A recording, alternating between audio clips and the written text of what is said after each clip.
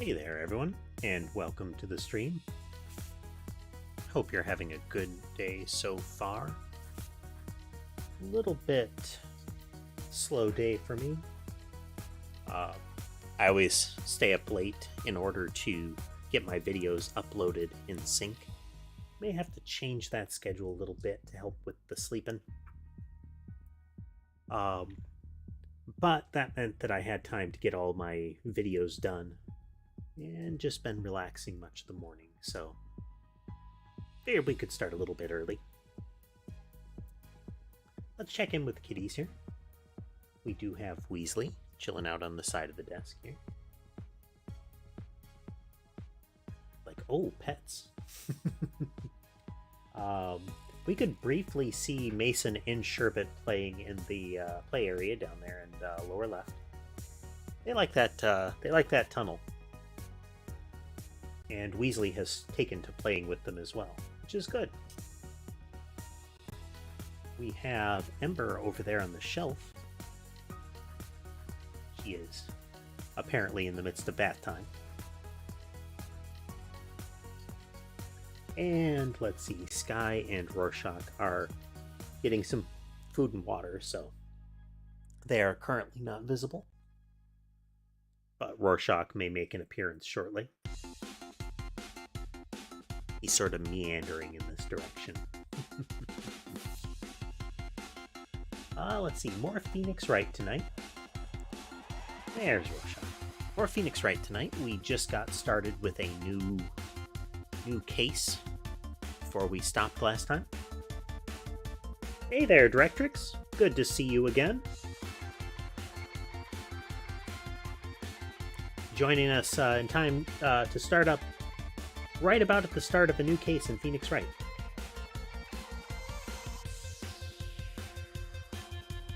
Easily getting... There you go. Guess I could do with more. If I pet me some more, I'm gonna headbutt your mouse.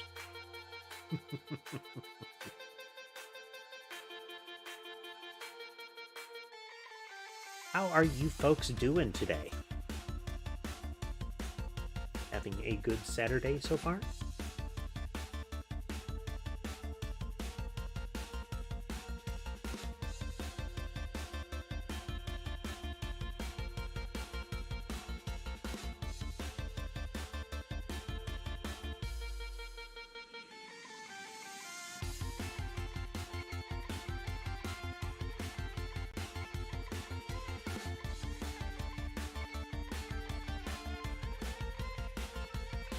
Well, that's great to hear, Directrix. Always good when you can have a,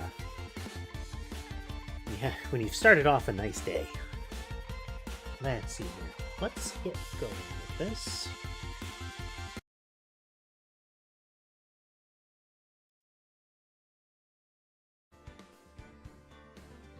There we go. And game cam.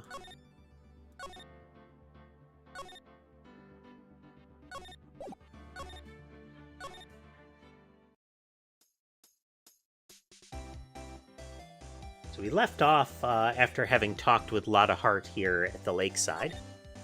We're at Turnabout Goodbyes, I think.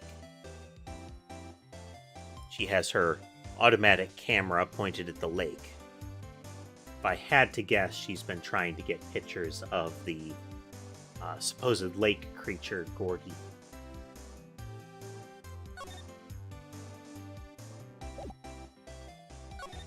So we talked with her.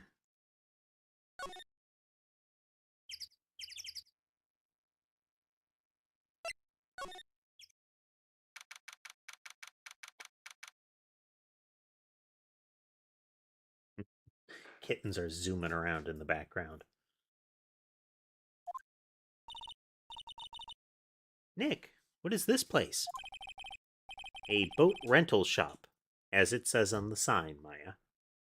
Closed for Christmas, it seems. I guess a murder taking place on one of the boats won't be good for business either. Boats. I've never ridden on a boat. Really? Well, how about we go out on one when the trial is finished? Hey, good idea. You bet.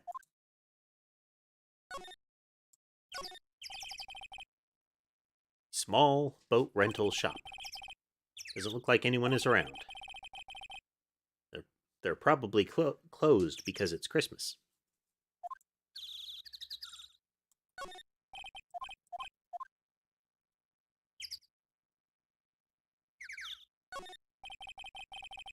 Some boats floating at the dock.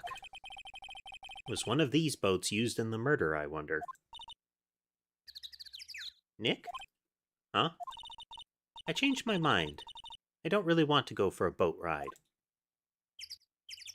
What? What's wrong with the murder boats?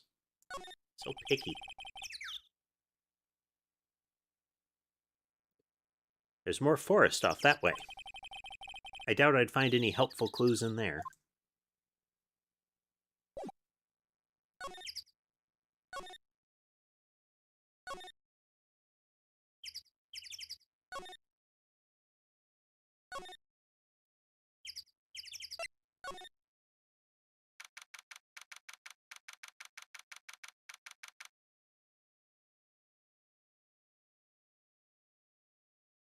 How's your day been going, Brat?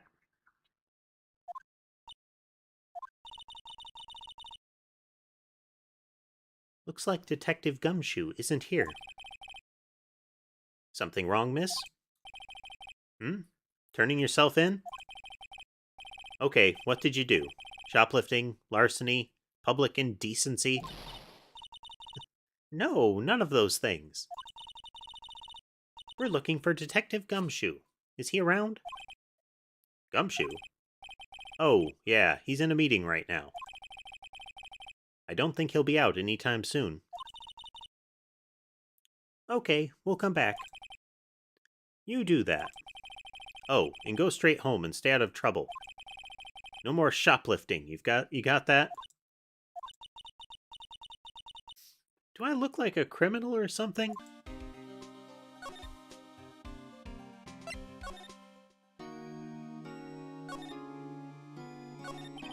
Did you do it? Edgeworth, this is really hard for me to ask, but you didn't do it, right? Right? Pause. Think what you will. I have only one request. Huh? Stay out of this case. Why? But Nick is trying to help you. I know that. But I don't want your help, okay?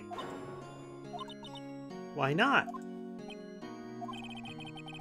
Look, just go away and leave me alone. Nick? Mr. Edgeworth did it, didn't he? Maya, let's go investigate elsewhere. But Nick...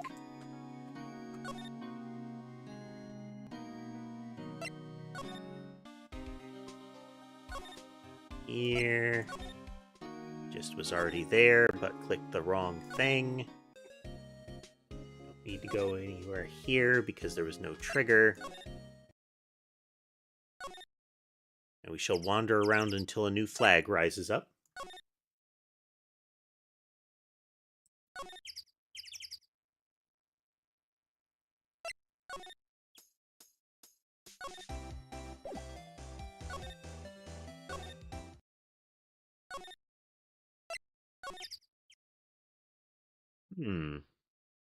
Did we miss something?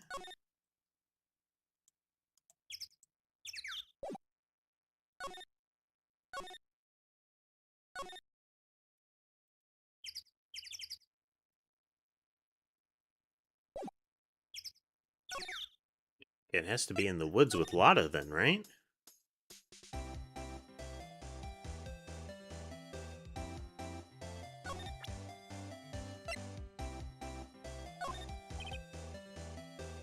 Lotta? Yeah? So your camera, it triggers on loud explosion noises? Yup.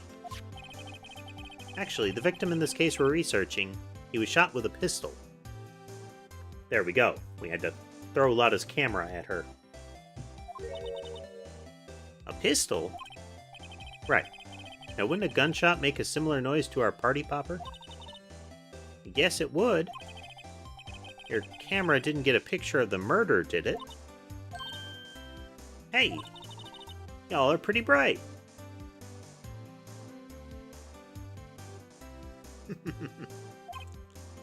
Huh? I see what you're saying. Tell you what, I'll have a look-see at my film.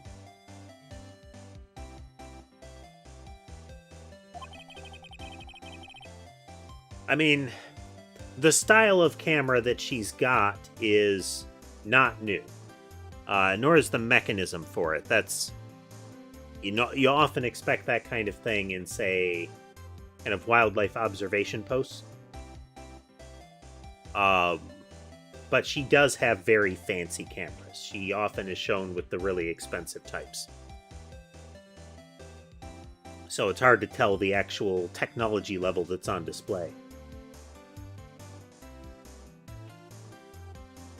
Since, pricey cameras tend to, at least from the outside, look like they have for several years, many years. It would have been a photo taken late last night. I checked them once, don't remember if there was anything on them, though.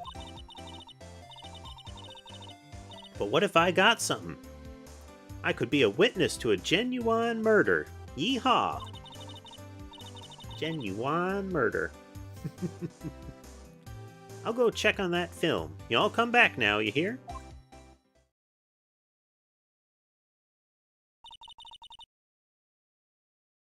She went inside her SUV.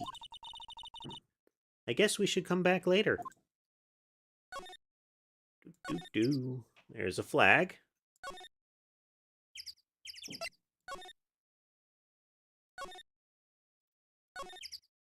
So now we run around looking for other flags. Pretty much. The second time we see her in a later case, she has the same thing, like a genuine murder, or I'm sorry. Yeah, the second time. A genuine murder, and it's not one of those fake ones,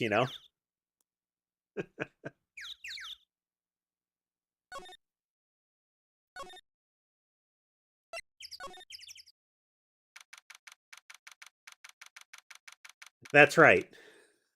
So we get to see her twice more after this. Dot, dot, dot. I guess Detective Gumshoe is still in that meeting. Hey. Thanks for coming down, pal. Detective Gumshoe. We just finished the meeting. For better or for worse. I get the feeling we're in for some bad news.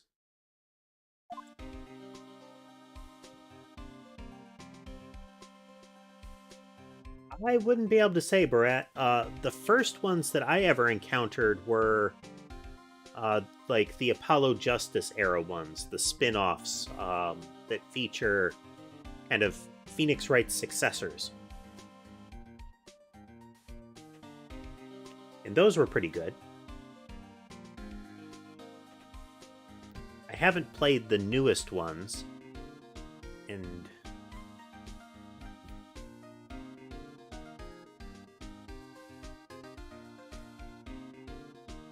Ace Attorney 1 had some good stuff in it so far.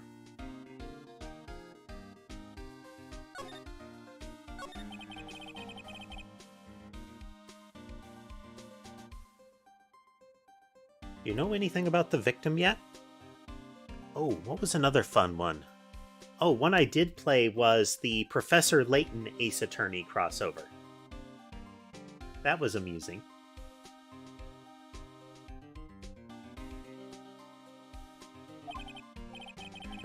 No, still can't ID him. Has Mr. Edgeworth said anything? Not a word.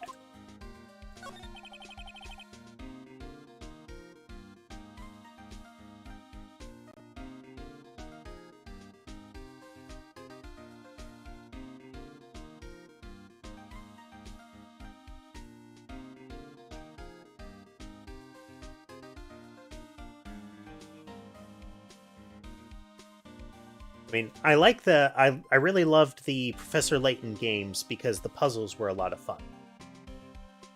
And the narrative content that went with it was always good. And Phoenix Wright, I think, is a good match for that. We do have a game that we're going to be playing later. We might mix it in post Ace Attorney Trilogy, pre Great Detective, called Murder by Numbers, which has a pixel picture / Minesweeper kind of gimmick. As far as the investigation goes, I mean. So how did the meeting go? I can't tell you, pal. You're a lawyer. True. You know, I don't know what to believe anymore. Sure, Edgeworth's human like you or me. Still, I get the feeling that if he'd done something wrong, he wouldn't go hiding it. That's just the kind of guy he is. Why can't anyone else see that? So they think that Mr. Edgeworth did it? Well, the trial's starting tomorrow, as scheduled. I see. Hey, in the end you did tell us about the meeting. Don't go telling anyone else, pal. Yes, sir. And do me a favor. Stand by Mr. Edgeworth. He needs help, and you're the ones to help him. I'm sure he's got some reason why he won't talk to us. Thanks, Detective Gumshoe. Detective Gumshoe, how come you trust Mr. Edgeworth so much? Well, I think that was obvious. We got a strong working relationship, us two. We trust each other, and that's how it works. A working relationship? See, Mr. Edgeworth always gets his defendants declared guilty, every time. Yeah, his methods might be a little extreme at times, but there's a reason. He trusts our investigation, see? He trusts us to get the right man. That's why I work extra hard, pal. We've got to earn that trust he places in us. I see. Mr. Edgeworth is a man you can trust. And you have my word on that. I was wondering, did you ever get that autopsy report? Oh, that? Yeah, I made a copy for you. Time of death sometime on the 24th or 25th. Cause 1 bullet shot to the heart. Thank you. Nick? Huh? Can you show me that photo of the victim? Some guy. That face. Someone you know? I don't know. I just have this feeling that I met him somewhere a long time ago.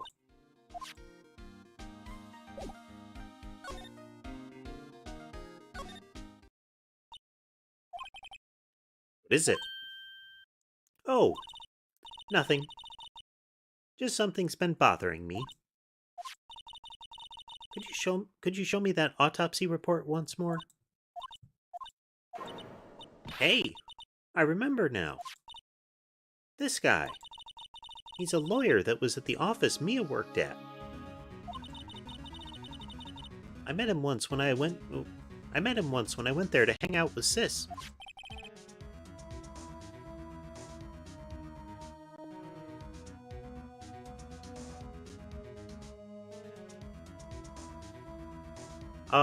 It's kind of interesting to figure out what Maya's role in a lot of this is.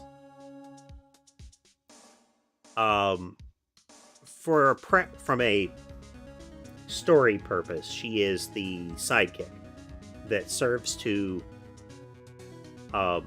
give a little more emotion to the scenes, since Phoenix generally doesn't appear on camera outside of the courtroom scenes. Like, you take the perspective of Phoenix during investigations. Her showing up gives you an opportunity to have somebody from your position giving those emotional kind of semi-comedic reactions out, like visually. So, if nothing else, she's a mood lightener.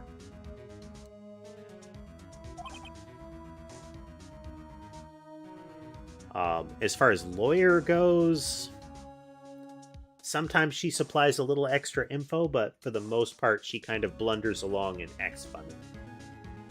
Wait, you mean Grossberg's office? Right, that guy. It was the last name I expected to come up. Maybe I should go talk to him, for old time's sake. I wonder if it's supposed to be like Grossberg. Grossberg is funnier.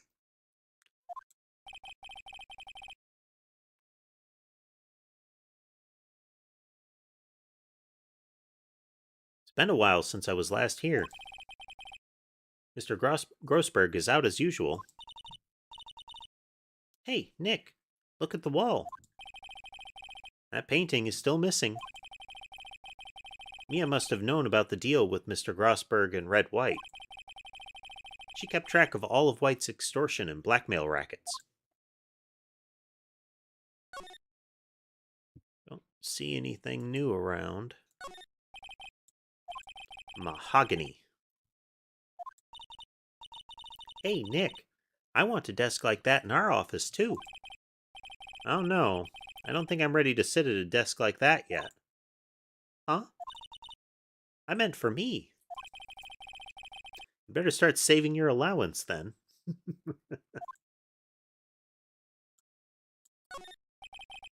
No clues here. Expensive potted plant.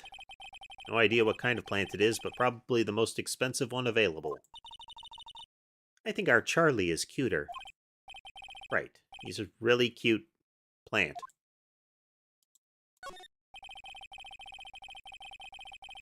Expensive-looking mahogany bookshelves filled with expensive-looking books.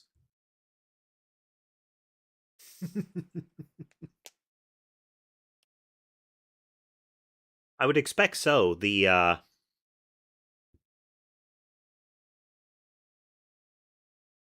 For as important as he is presented as, Grossberg strikes me as the kind that would be easily flustered, and Maya and Grossberg in the same room could be very funny. Funny. They don't look like they've ever been read. Well then, let's take them back to our office. He won't miss them. We don't need them. Then, can we take the wooden bear? It is kind of cute. A lot of the conversations with Maya revolve around her stealing things.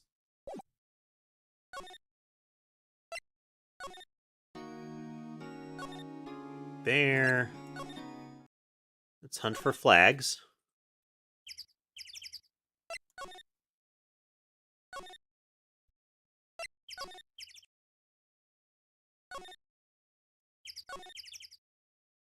I'm reminded of old-style adventure games where the map would be particular scene by particular scene, so you have to jump between locations in a flow.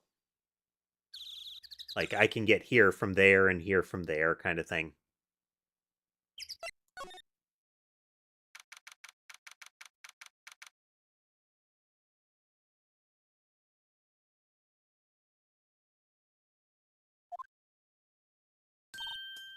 Hey, y'all. Lotta. Wait up a sec. We got bingo. Bingo? My automatic camera took 2 pictures last night. Hey. This is them. Take a look. Wait. See? See? He's shooting him with that pistol. Looks like that, yes. But you can't really tell who that is shooting. Yeah, well... there was enough fog out there last night to strangle a bullfrog. X to strangle Y is kind of a saying for her, I guess. Last night she was speculating on the number of boats used to strangle a donkey, and this time we're talking about enough fog to strangle a bullfrog. I mean, that's technically possible, but it'd have to be a lot of fog. I mean, at that point, you'd think you'd be swimming if you had to have enough fog to strangle someone. Though that depends on strangling, you know.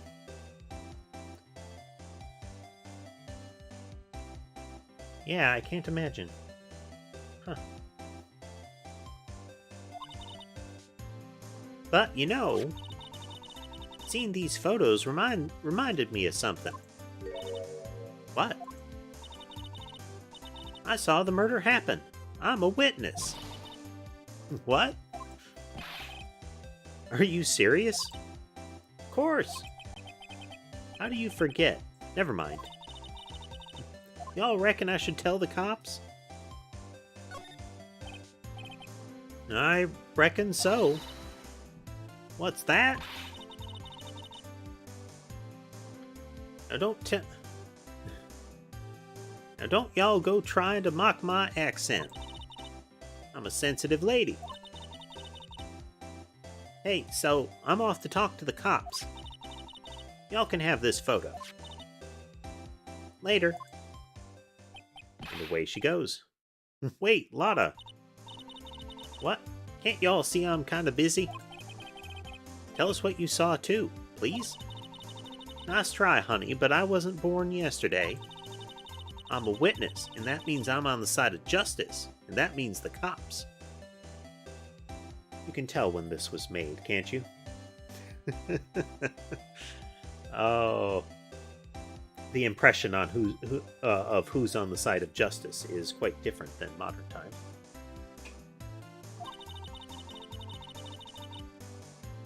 I'd sooner eat the south side of a northbound skunk than tell you.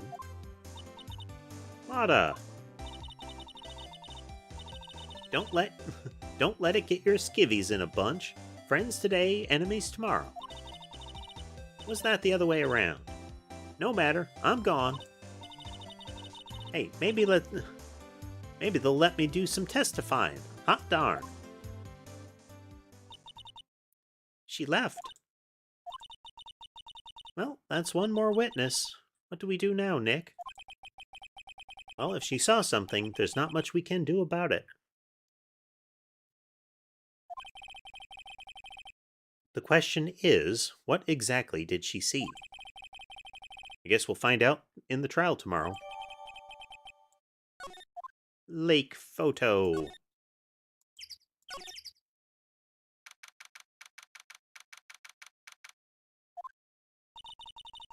Looks like the police have given up their interviewing. Hey. Ah! Nick, I think Santa's mad at you. Long time no see, Nick. Nick, you know Santa? Wow. Nick and Saint Nick. Hey, I see the connection. Don't be ridiculous.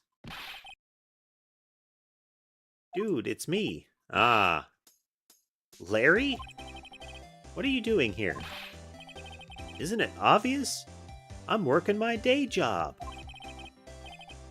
I sell samurai dogs. Want one? Gotta get money for dates, you know. My girl Kiancé deserves the best.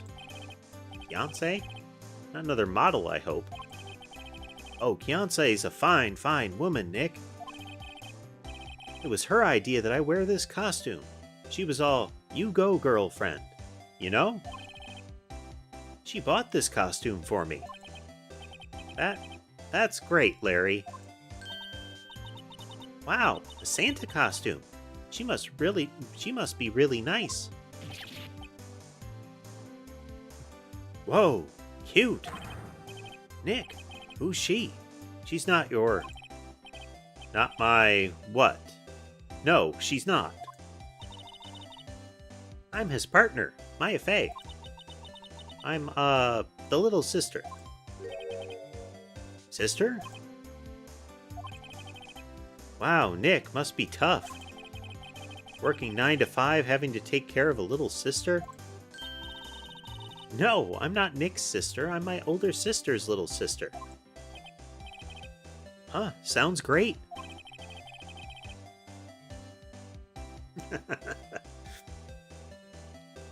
Pretty much, Brett.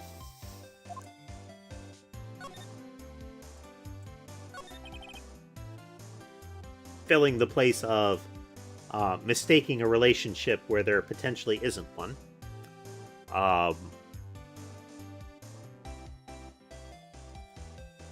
But at least for Larry's part, he's not trying to assert that relationship. Like, Larry is making an honest mistake. Pearl ships Maya and Nick. Hey, Larry, there was a murder here last night. And since you work here, have you heard anything? Nick, you're wasting your time. Last night was Christmas Eve. He was with Kianse, obviously. He wouldn't have been standing out here in the cold.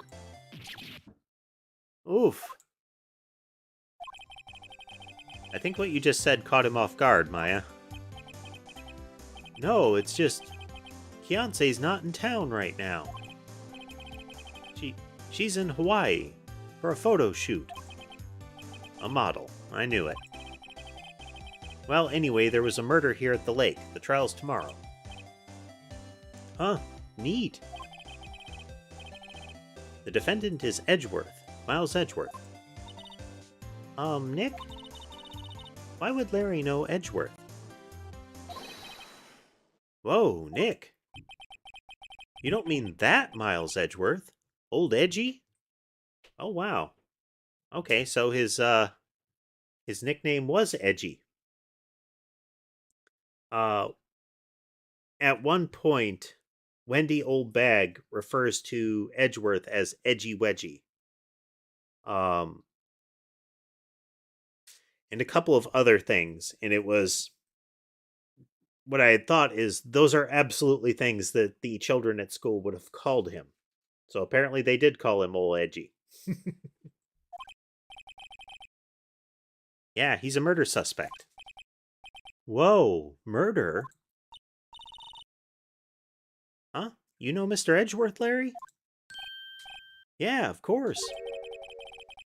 Edgy was in the same class as us in grade school. What?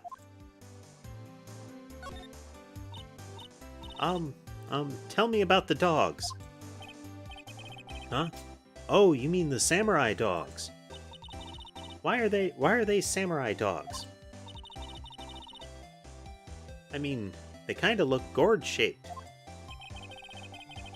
Oh, well, originally they were gourd dogs. You know, like guard dogs.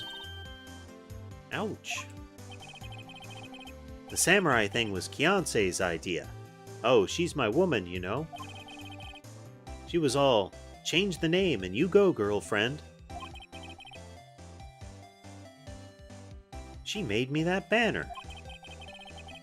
Man, the kids can't get enough of those samurai dogs. Something about that just seems wrong. Oh, and guess what? We're getting a ton of customers here at the lake, what with the big news.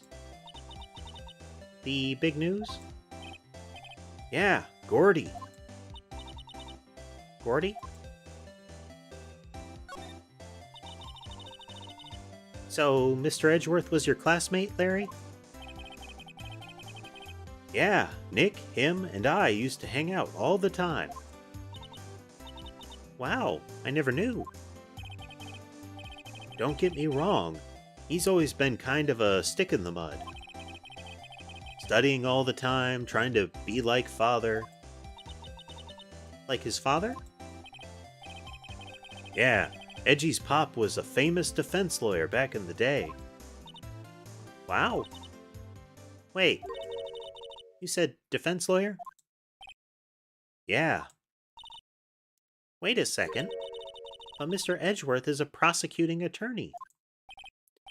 What? Edgy's got a proboscis on his knee? Well, okay, they were reaching for that one, like really reaching for that. I feel like there was a different play on words prior to translation. No, he's a prosecuting attorney. That's like the total opposite of a defense lawyer. Huh, go figure. He always used to talk about defending the weak who were unable to defend themselves.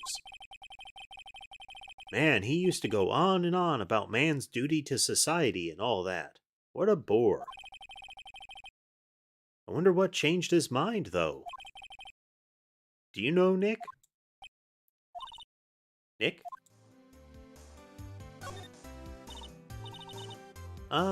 What's Gordy? Huh? You mean you don't know? It's here, in this very lake. A giant, mysterious monster. Gordy. A monster. Yeah. Check it out.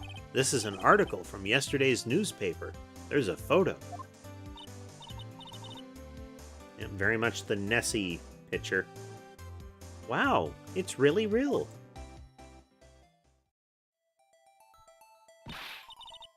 Nick, a monster. A real monster. Yeah, it's probably just a log or something.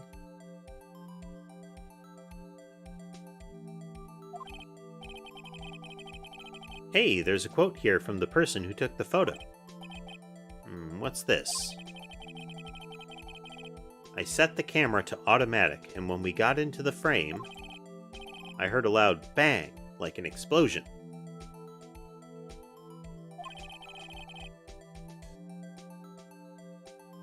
Followed by the sound of something slipping into the water. I wish I could have seen it. Why would there have been a sound like an explosion? Larry, could I borrow this article from you? Sure, no problem. That'll be $1 million. $1 million? Grow up, Larry.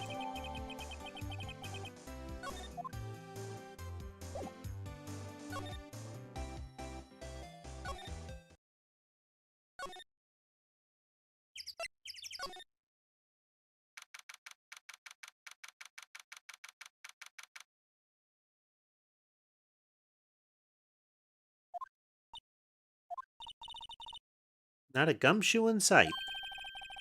If you're looking for Detective Gumshoe, he's in the questioning room. Apparently, an important witness turned up. She'll be in there a while. Lot of heart. It has to be. Uh-oh.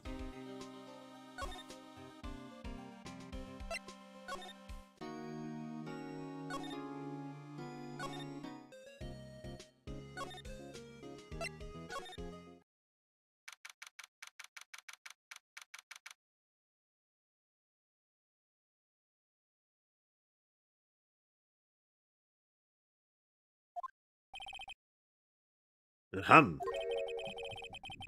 Ah, that old familiar clearing of the throat. Aha! You're Mia's something, are you not? I was her understudy, yes. Phoenix Wright. Aha! And you're Mia's something too, are you not?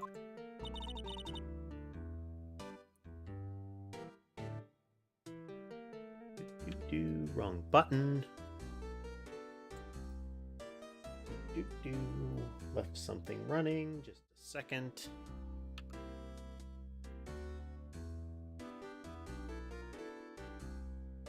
Always leaving things pressed.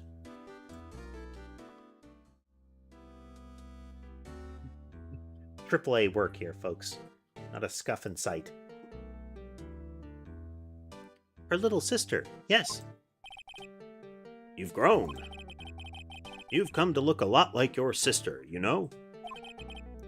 It takes me back. Ah, the days of my youth. Like the scent of fresh lemon, you see? Mr. Grossberg, sir? Hmm? Ah, yes, I beg your pardon. Of course, you came here to discuss something. What is it then? Something the matter? There was a murder last night. A murder? You haven't heard anything? I, just got up, you see. Well, Miles Edgeworth shot someone with a pistol. Allegedly, Phoenix. Allegedly. Edgeworth? What? Who did he shoot? Well, the identity of the victim is still unknown. This is terrible news indeed. Guess he hadn't heard anything. Mr. Grossberg, whatever happened to that painting? Oh, yes. I do not think it shall ever be coming back home to this office. I can't exactly claim it as stolen. I suppose it's just my desserts. It's my just desserts. Old, bitter desserts.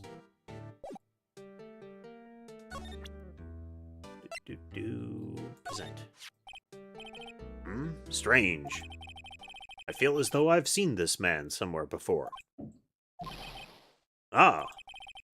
Do you remember? He was a lawyer, here in my office. That's Hammond. Robert Hammond. Mr. Hammond. And you say this is the man Miles Edgeworth shot?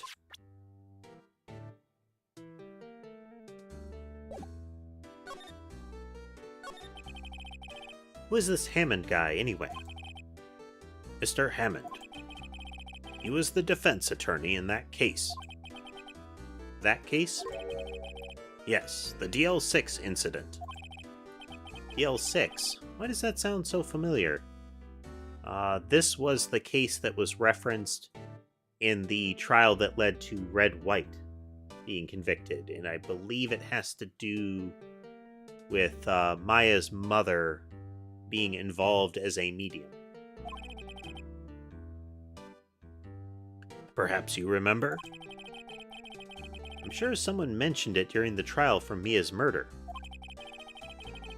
That was the incident where the police were so at a loss they used a spirit medium. Wait, you don't mean... Was that medium my mother? Ah, yes, my dear. The spirit medium, Misty Fay, your mother, contacted the spirit of the victim. But the case was a loss. No conviction was made. The DL6 incident, yes. Happened 15 years ago. A very strange case indeed. They never caught the criminal, right? Correct. Misty Fay used her powers to talk to the spirit of the late victim. Her testimony led to charges being laid against one man. But Mr. Hammond won the case and the suspect was declared innocent. And the police blamed my mother, calling her a fraud. You're the one who helped her out then, right, Grossberg? Yes, quite. Thank you. No, please, don't mention it. He was also the one that leaked the information about the police using a spirit medium to the press, if I recall.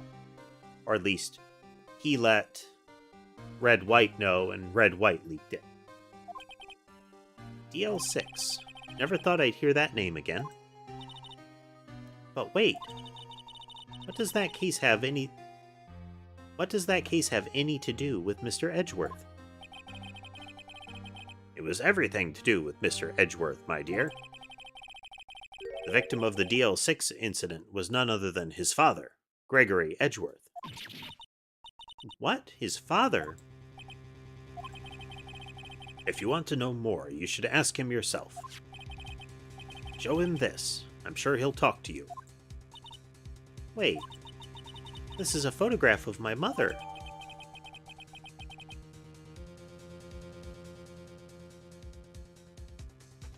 And this is one of the photos that was on the desk during that case.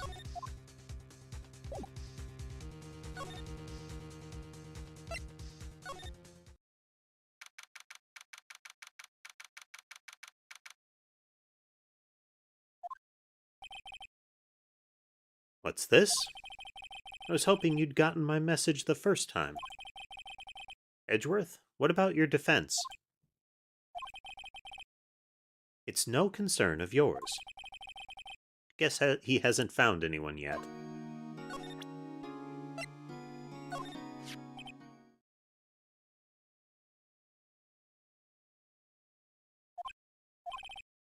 Edgeworth? It's only been a matter of hours since you last visited. Yet you've made incredible progress in your investigation. I'll admit it, I'm impressed, right? You're always single-minded in your work, though. Once you start on something, you always see it through, don't you? About the DL6 incident. Right, DL6. I didn't want you to find out about it. That is why I refused your offer to defend me. I'm sorry if it sounded like I thought you weren't up to the job. I just wanted to keep you away from DL6. So, do you still think it would have been better for me to stay away? I don't know.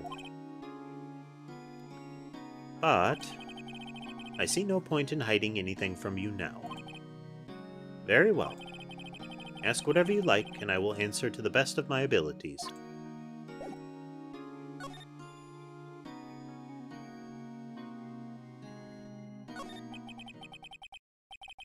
I haven't ever gotten around to fully watching the Ace Attorney anime, Barat. It's one of those that I would like to look at, but you know, it's finding time and interest to watch a show. The DL6 incident was when my father died. Right before my eyes. He was shot and killed, and I saw it all. My memories from that time are foggy. I suppose it's a self-defense mechanism. In any case, a suspect was arrested. A man. It's pretty clear he was the only one who could have killed my father. The spirit medium they used to talk to my late father said the same thing. It was an attorney by the name of Robert Hammond that cleared the suspect's name. And Hammond is the victim in the Gourd Lake murder? Alright, well thanks for joining us, Brett. Correct. That spirit medium. That was my mom. What? You mean you're... It's strange. I thought that terrible incident was about to end, and now this. About to end? The DL6 incident happened 15 years ago. 15 years ago, on December 28th. December 28th? The statute of limitations on the case runs out in 3 days. What? Nick? What does that mean? When a case's statute of limitations runs out, legally the case never happened. 3 days from now, DL6 will be closed. Forever. What happened to the suspect? The one who got off innocent? I don't know. He disappeared from public view. Nobody knows where to. If he's still alive, he'd be about 50 years old now. I guess I can understand why he'd go into hiding.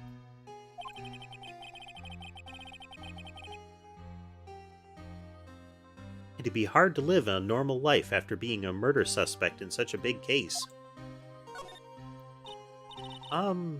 So your father was a lawyer? He was. Gregory Edgeworth. He was quite famous at the time, apparently. So you were sort of trying to follow in his footsteps? I'd rather not talk about it.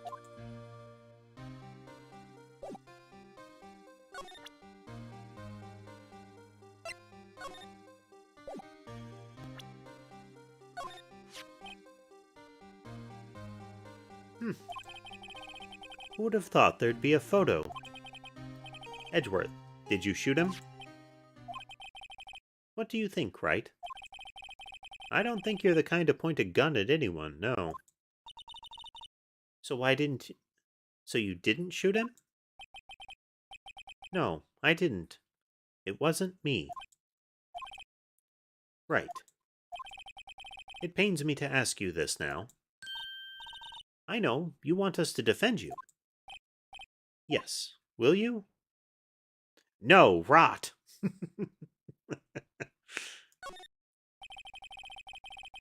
Who could have guessed this day would come? Not me. This is my chance to finally pay you back. Pay him back? Pay me back? For what? I don't remember ever doing anything for you. Never mind. I guess you don't really need to know. Huh. My letter of request. Please give it to Detective Gumshoe. Well, I guess we should... What's that? Earthquake.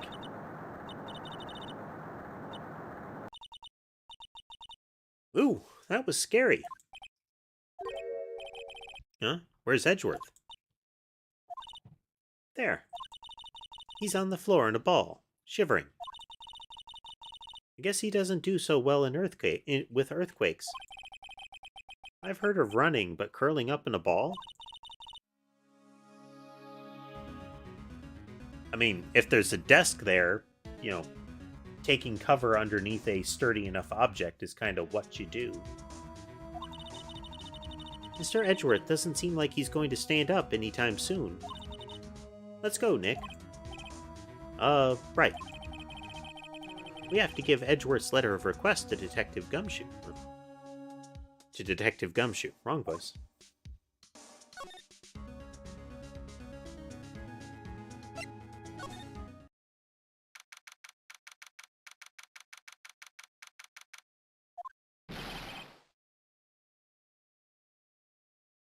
What's going on here? Yeep. What's wrong, Detective? This wild lady comes in here just a while ago. Says she came to talk... she came to talk to y'all after hearing what Mr. Wright had to say. What's all this about, pal? Lot of heart. Why are you going around finding more witnesses? You want to give Mr. Edgeworth the death sentence, pal? No, not at all.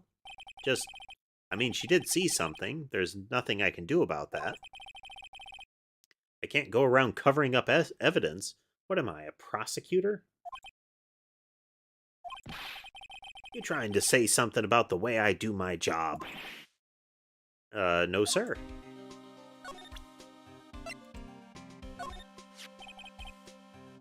Look what I got. Hey, you did it, pal. Glad I waited till the last minute to file those papers. I'll rip them up and start new ones for you. Thanks, Detective. Well, see you in court tomorrow, then. Good luck, pal. Hey, you guys feel that earthquake a little while back? I was worried. Worried? We're fine. I've lived out here my whole life. I'm pretty used to them by now. Oh, I wasn't worried about you two. I was worried about Mr. Edgeworth. Oh, right. He did seem to overreact a little now that you mention it. Yeah, well, I'm not surprised. It was a pretty big quake. I'm going to go check on him. You two go eat and get your rest for tomorrow's trial. Later. And away he goes.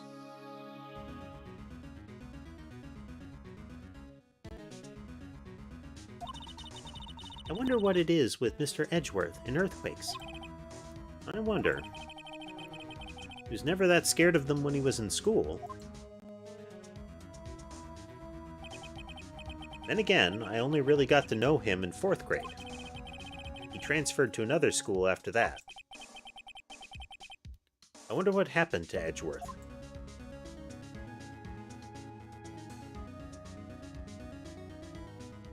To be continued. Save point.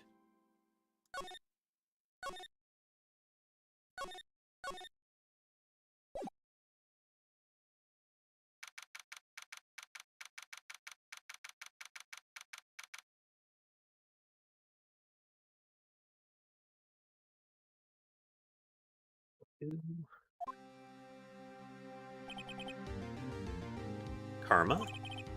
That's right, Manfred von Karma. He's the best prosecutor there is. He hasn't lost a case in his 40-year career. He's a god of prosecution, right? A god. Not a single case? He'll do anything to get a guilty verdict. Anything. Sounds like someone else I know, Edgeworth. You don't understand. I mean, he'll really do anything. Manfred von Karma is a man to be feared. It's quite a claim coming from someone who forges evidence. He taught me what it really means to prosecute. What? Just picture a prosecutor as vicious as B, multiplied by a factor of 10. Ugh. So he was your teacher, then, Mr. Edgeworth? Something like that. And now he's trying to get you found guilty? What a creep! Oh, wait. Maybe he's planning on losing on purpose to help you out. Not a chance. He hasn't lost once in 40 years. 40 years. He's as ruthless as me, times 20. The multiplier is going up fast. That's pretty ruthless. Like I said, he's a god among prosecutors. I guess that's something like Mia was to me. Speaking of Mia... Maya? Uh-huh. We could really be using Mia's help right now, don't you think?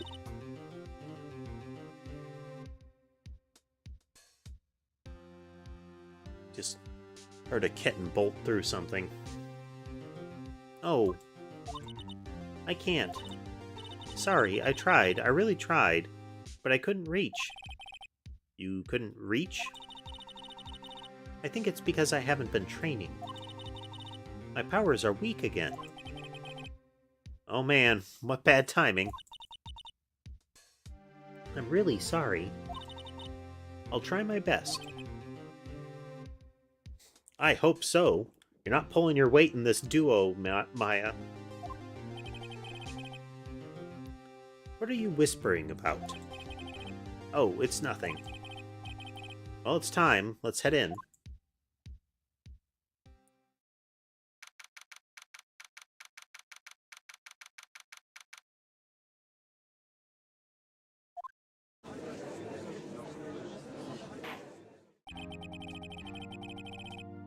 Court is now in session for the trial of Mr. Miles Edgeworth. The defense is ready, Your Honor. Mr. von Karma, is the prosecution ready? He has the same gesture that Francisca had. Or will have, you know. Fool. You seriously think that I would stand here were I not completely prepared? Oh man, look at them eyes. Right, my apologies. He's even got the judge scared. Very well, your opening statement, please. Decisive evidence. A decisive witness. What else could possibly be required? Nothing, of course. That should be fine. The prosecution may call its first witness. What is with this guy? Is he royalty or something? How am I supposed to fight against this? I call the detective in charge of this case, Detective Dick Gumshoe. Okay, Gumshoe's first. Let's see how this goes.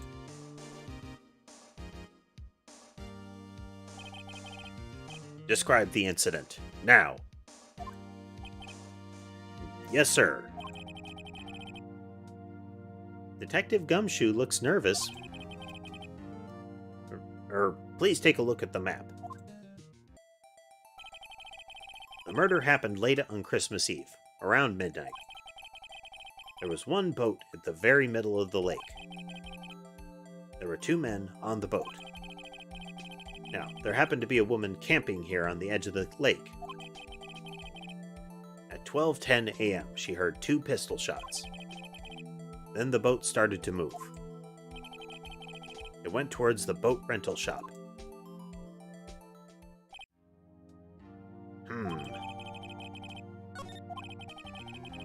Testify to the court about the arrest, now. Wait, Mr. Von Karma. Yes. Actually, I'm the one that's supposed to be handling these proceedings. Wrong. There's only one thing you need to do here. You will slam down your gavel and say the word guilty. That is your role. Yes, of course, you're quite right. No, he's not.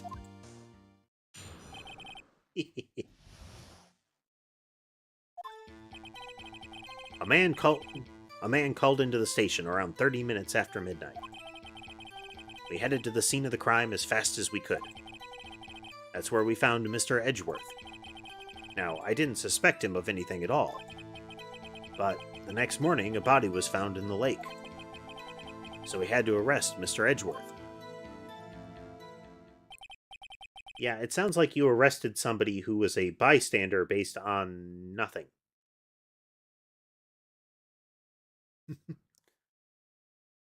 You there, you happen to be on the scene of where a body was found later? You must have done it.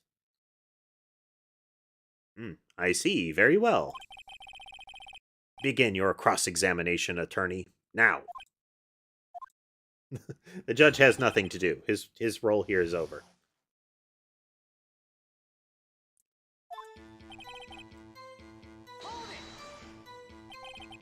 You received a call from a man. Yup. But you said there was a woman camping there. She was the one who heard the 2 gunshots, right? Oh, wow. His voice is even deeper than I was trying for. Or, that I assumed he would have. That woman and the man who called in the report are 2 different people. Obviously. Different people? There were 2 witnesses. Their testimonies were quite similar, however. Today I've summoned the woman who was camping. The woman who was camping. A lot of heart. What happened next, detective? We headed to the scene of the crime as fast as we could. That's where we found Mr. Edgeworth. Now, I didn't suspect him of anything at all. Let's do... How long was it between receiving the report and your arrival at the lake? Well, I'd say it was about 3 minutes. That's pretty fast. Our motto for the month is, get there quick.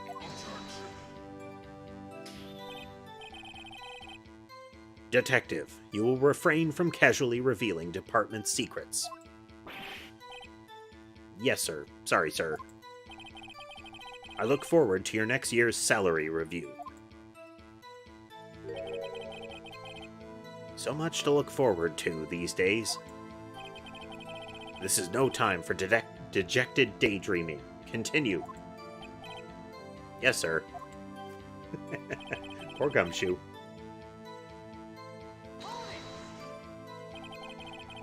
What was Mr. Edgeworth like when you saw him then? Well, from what I saw, he looked pretty relaxed. Not like a murderer at all, really. Detective, the court requires the facts, not your opinion. How many years have you been on the force? Facts only, detective. Hard, cold, objective facts. Yes, sir. Man, he's got his share of objections. Didn't suspect him of anything. Why didn't you think he was suspicious? You should know. We have a deep, trusting relationship with the prosecutors. Detective, the court isn't interested in your musings. Deep, trusting, poppycock. I've never heard so many flippant comments from an active detective of the force. Detective Gumshoe doesn't look so good. Continue, now! But the next morning, a body was found in the lake. So we had to arrest Mr. Edgeworth. Nick, doesn't it seem like Detective Gumshoe is being a little vague? I bet Von Karma is feeding him lines. His testimony's probably filled with landmines just waiting for me to press. What do we do? Grit our teeth and press, I guess. What else can we do? Well said, Nick. You're the man. That one. That one. That one. Did you find any clues on the body? A single bullet was recovered from the body. He was shot through the heart, fatally. Judge, here's the bullet. It didn't strike bone, so its shape is well preserved. Very well. The court accepts this bullet into evidence. .22 caliber pistol. So we had to arrest him. Why is that? Well, we found the murder weapon in the boat. The murder weapon? A pistol. Detective Gumshoe. That is a vital piece of information. Please revise your testimony. Right. Sorry, Your Honor. The murder weapon we found in the boat was decisive evidence. What about the pistol made it decisive evidence? He has the same evil laugh as Edgeworth. There were fingerprints on the pistol found in the boat. They were clear prints from Mr. Edgeworth's right hand. What? Order! Order! So Mr. Edgeworth's fingerprints were found on the murder weapon. Yes, Your Honor. Judge, this is the weapon in question. Accepted into evidence. Fired 3 times. Members of the court. We now have the pistol used in the murder, the bullet found in the body. Detective. Yes, sir. Was the bullet found in the body fired from this pistol? Yes, the ballistic markings on the bullet match the pistol. Hey, Nick. What does he mean, ballistic markings? Shocking.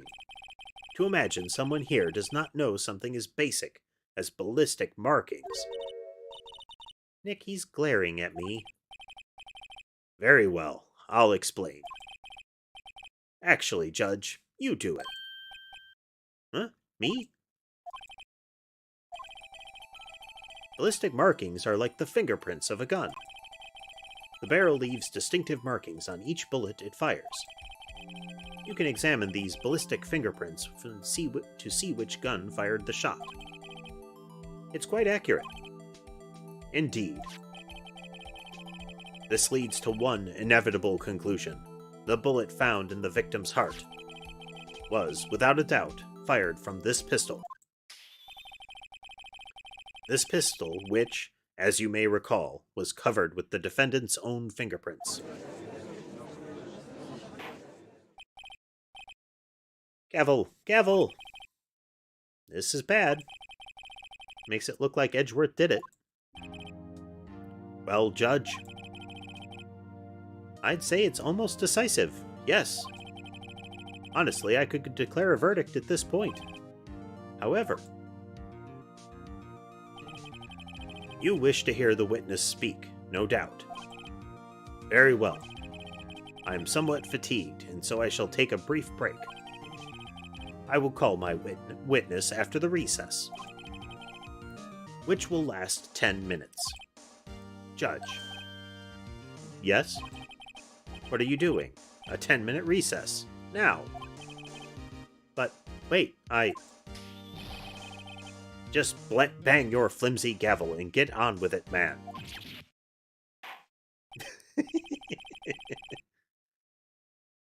This court will take a 10-minute recess. Who's running this court, anyway? It's very much Francisca, but he doesn't need to use a whip. Edgeworth, what's going on here? Your fingerprints were on the murder weapon.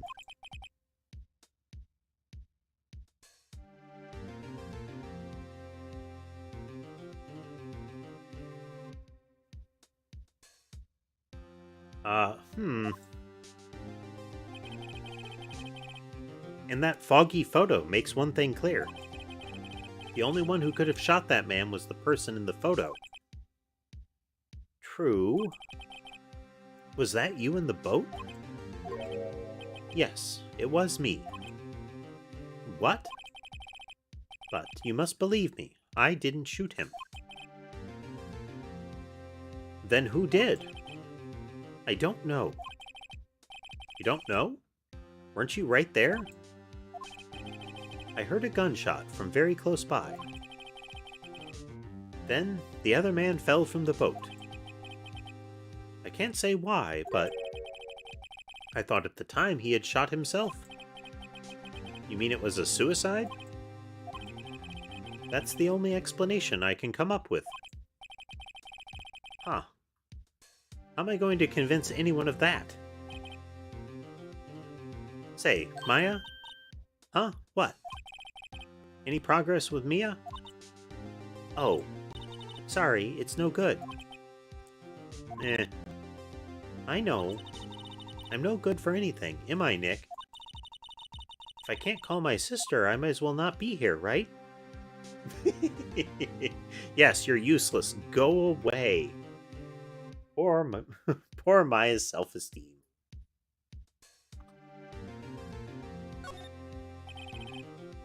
No, of course not. I need you here, in case Mia should assert channeling. Hey there, dog. I can see you're always trying to help out.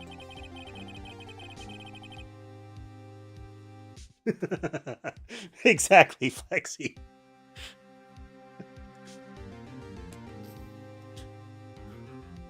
Maya handles bashing her own self-esteem during these just fine.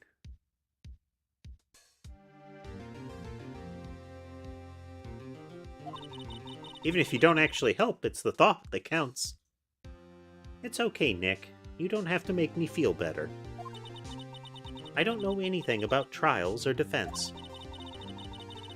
What's more, I'm a spirit medium who can't even contact spirits.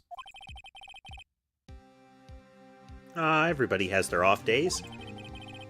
I mean, I've just been getting lucky lately.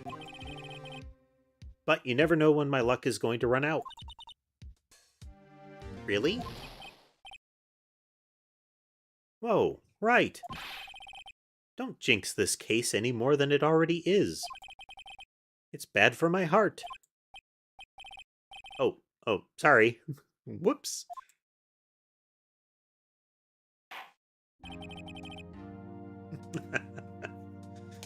Court is back in session. How's your day going, Flexi? Also, dog. Mr. Von Karma, call your witness. Yes. Will Miss Lotta Hart take the stand?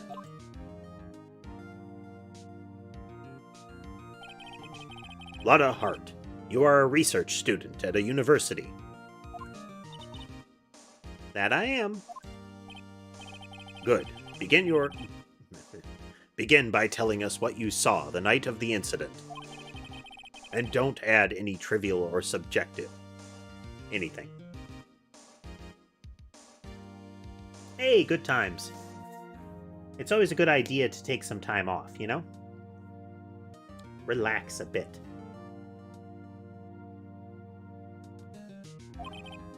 Understand. Y'all need to learn some manners. Understand.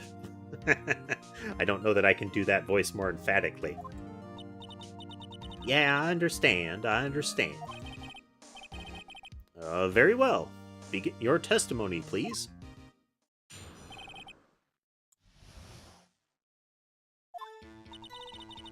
It was Christmas Eve. Just after midnight, I reckon. I was in my car. I heard this bang come up from the lake. When I looked out the window, I saw two gents in a boat. Then there was another bang. It wasn't nary a thing on the lake, but that boat. Enough. Huh? Judge. She happened to take a photo of the incident. This is that photo. Accept it as evidence. Well, this is a surprise. This looks like the very moment of the murder. Gavel. I will remove people from this courtroom if they do not have order immediately, if I do not. As the witness testified, she looked out at the lake when she heard the shot. There were no other boats on that lake. So, the man in the boat with the victim must have been the one who shot him. Yes, it was the defendant, Miles Edgeworth. Gavel. I will have order. Well, Judge. The evidence is decisive. I have very little doubt about this case. Very well. This court finds the defendant... Hey, wait! I haven't cross-examined the witness yet. A cross-examination? We have photographic proof. What question can there possibly be? This photo is worth 1,000 words, and they all read guilty. You lose. Or, do you claim to have found a contradiction in her testimony? That sounds like a save point to me. Very well. If you have to, you may cross-examine the witness. You will only flounder and ask meaningless questions. You will fail to find anything. And then, I will have you held in contempt of court. Nick? Contempt? Contempt of court, you know? I guess I understand. Well, what are you going to do? Do you really think there's a contradiction with the facts in her testimony? Well, there kinda has to be. I think I noticed one little thing. Wow, I'm impressed, Nick. I didn't notice anything. I mean, she's unlikely to notice anything unless it's something shiny that she might borrow indefinitely.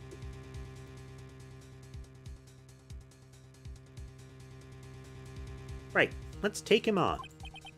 Yeah, I got a bad feeling about this.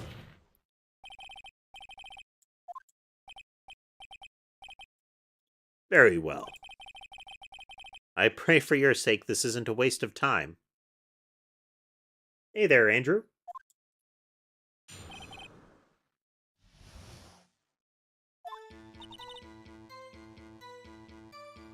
Just after midnight. Just after midnight, you say? In other words, it was no longer Christmas Eve, but Christmas Day. Huh? Well, yes. I know you want to find contradictions, but really. I hope your next contradiction is a little more relevant to the trial. Witness, continue your testimony.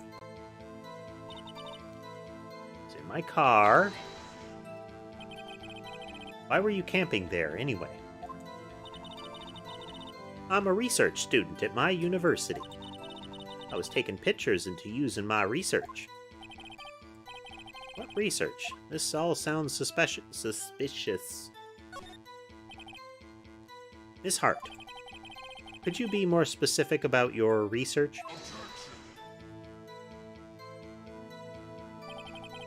What does the witness's motive in camping by the lake have to do with this case? The answer is nothing. I object to this line of questioning. Objection sustained. Wait now. I'm the one who says that. Well then say it already. Objection sustained. Thanks for nothing, Your Honor. Heard a bang. So you weren't looking at the lake at that time? Nope. I looked after I heard that noise. She said that already. I asked you to find contradictions, not leisurely chat with the witness.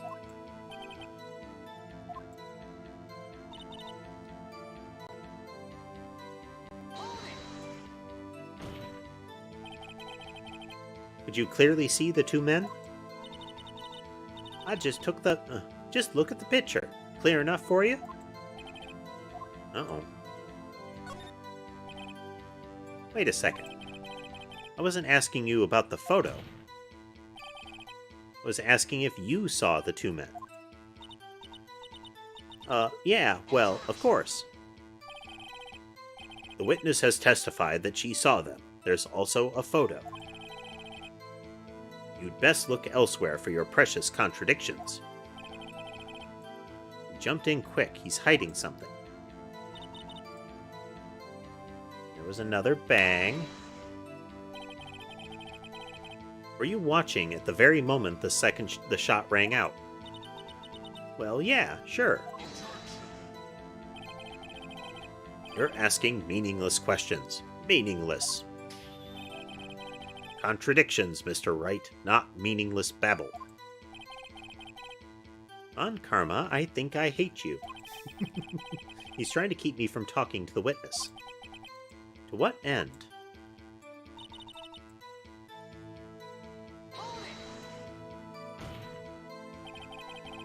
Are you sure about that? Yeah, sure as a country gal can be. That sounds pretty sure. How come you're so sure? Well, heck, I scanned the whole lake. Scanned the whole lake.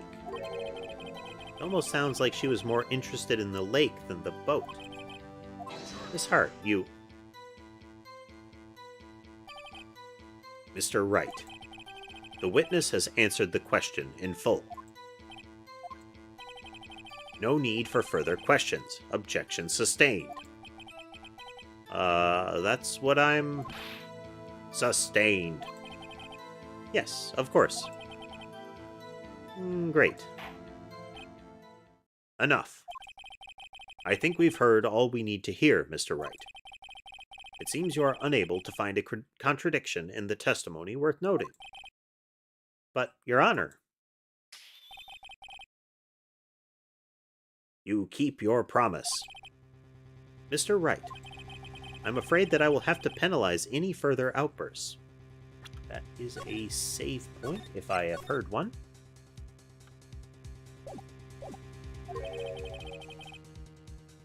By holding you in contempt of court. And if that happens, you'll have to leave the courtroom immediately.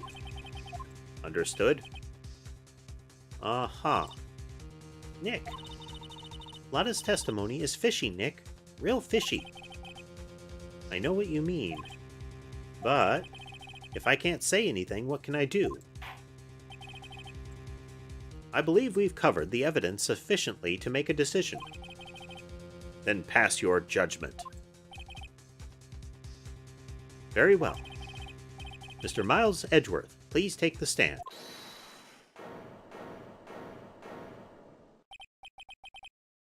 Who was that? It was me. Maya. Is something wrong? Do you need to use the facilities? No, I do not. Lotta Hart, your testimony stinks. It's unclear whether you were actually looking at the lake. It's highly doubtful that you actually saw Mr. Edgeworth. Tell us the truth.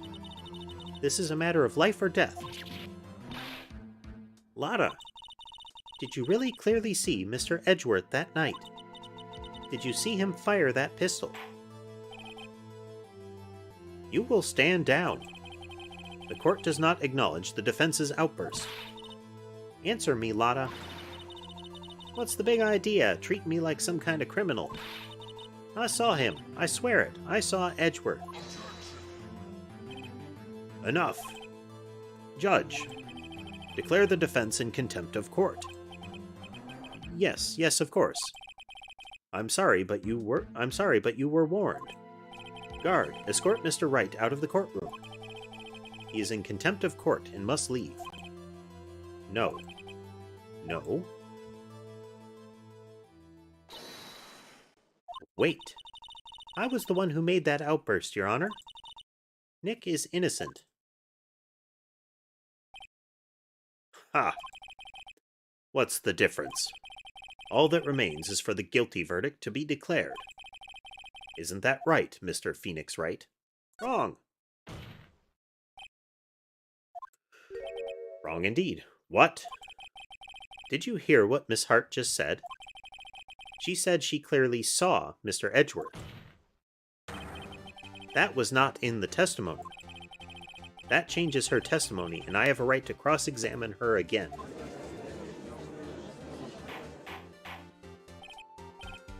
Order. 6 gavel swings. You're in contempt of court. It's too late for wild claims. Judge, sustain my objection. I'm sorry, Mr. Von Karma, but I cannot. What? Miss Lotta Hart has made a new testimony. The defense does have a right to cross-examine her again. But he is in contempt of court. No, I am. If you're going to arrest someone, arrest me. Very well. Maya Fey, you will leave the courtroom immediately. Nick, I did what I could. You have to do the rest. Good luck. Maya.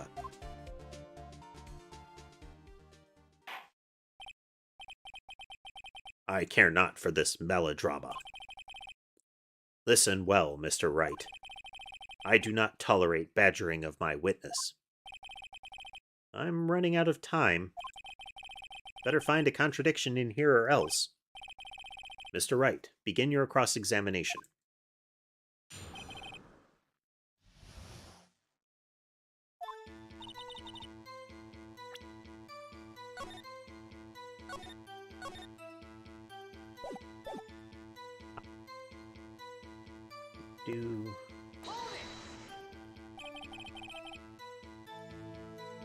Well, what about the other man?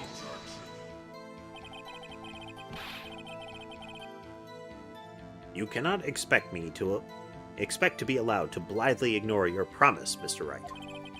I believe you claim there was a contradiction in the witness's testimony. Well, find it. If you can. Oh, no. Okay, this is penalty for every question that goes wrong. Squander Maya's efforts either.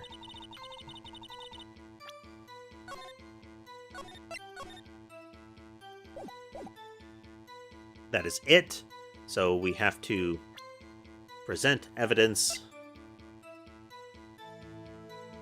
And we're going to present this photo,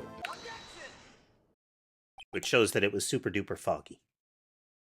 Got you. Got you, Miss Hart. Finally. What? You got what? Look at this photograph. The photo I took? The very same. There's something I want you to see in this photo. It's quite clearly visible. The fog, Miss Hart. So? This picture was taken with professional, high-quality film, correct? Yet even it could not capture the faces of the men on the boat. Yet you claim you saw Mr. Edgeworth. How? What?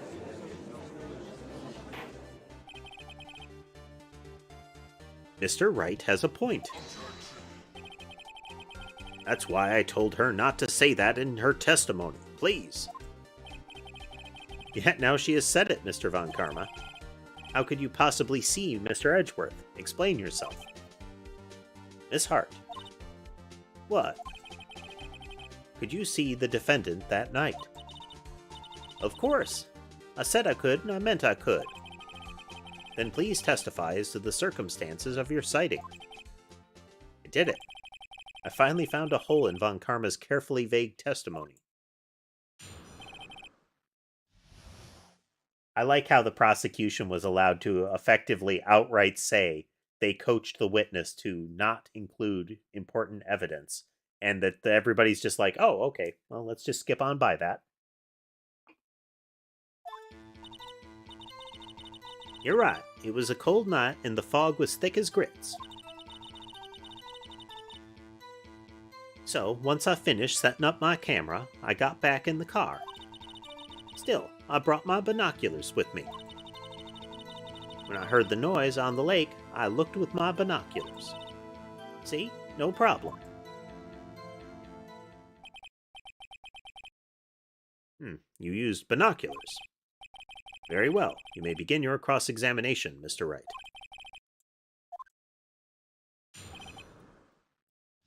We're going to save again, since it seems like Von Karma gets to inflict penalties on us every time we object. The one game mechanic I don't like about Phoenix Wright is the constant, like, oh man, you only get so many tries and then you have to start over. You know?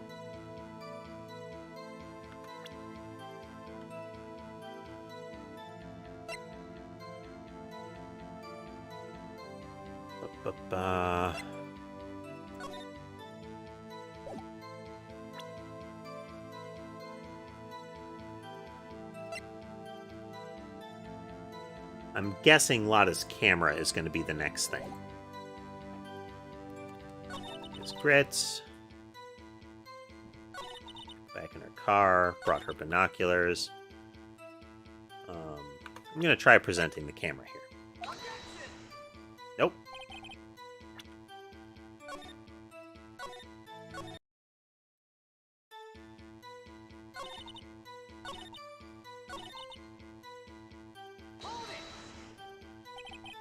If there was a heavy fog, how would binoculars change that at all? What do you mean? Even binoculars can't see through fog. But you say you clearly saw him. I did, yeah. Enough. There is no room for doubt in her testimony. She sounded pretty doubtful to me, but I have to find a clear contradiction first. I don't care how many objections he gets. I'm going to find a hole in this testimony if it's the last thing I do.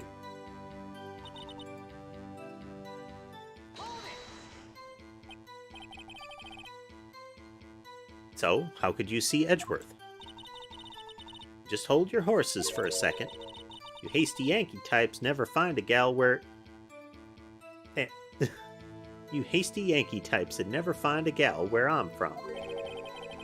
Defense attorneys have trouble with that as it is. Nobody loves me. Or Phoenix.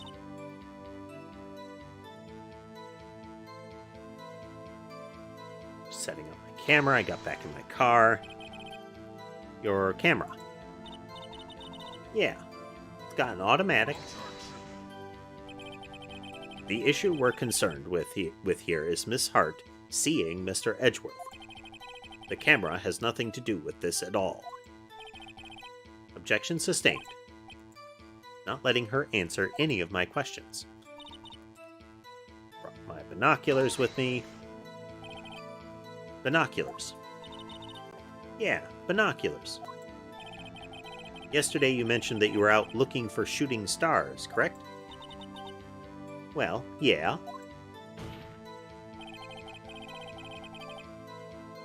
Wouldn't you need a telescope, not binoculars, for that? I've got doubts about your camera, too. Was that really to take pictures of meteor showers? The camera is irrelevant to this case. You can't say that for certain. Mr. Wright, is the camera really relevant to this case? We save, and we'll get to that question, Your Honor.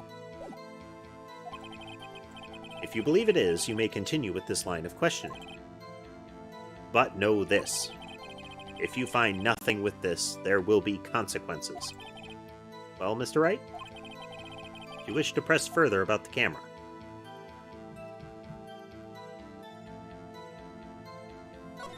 Yeah. Make or break it time. The camera is of utmost importance, Your Honor. It is perhaps the key to this entire case. Therefore, I will continue my line of questioning. Wow, maybe I went a little overboard there. Very well. Miss Hart, you will testify to the court about the camera. Yeah, I hear ya. The camera was set up to take pictures of a meteor shower.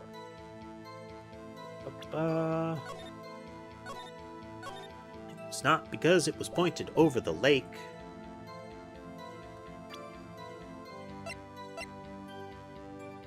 Faces the lake. You were photographing shooting stars? That's a lie. Says who? I saw the camera you set up yesterday. It was pointed directly at the lake. You have to point the camera upwards to take photos of the stars, Miss Hart. Oof. Mr. Wright, what are you driving at? The witness was not at the lake to photograph. The witness was not at the lake to photograph shooting stars, Your Honor. Well then, what exactly was she photographing? Your Honor, take a look at this.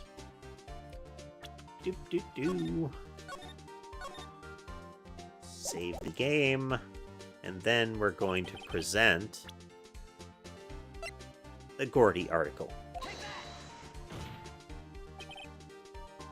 Miss Hart, this is what you were trying to photograph. What's this? A newspaper article? Gordy? Ah, the sighting at Gord Lake. Well, Miss Hart? I never heard of no lake monster. You got proof or something? Let's see your proof that I was down by the lake trying to photograph this Gordy. Check, do I have proof?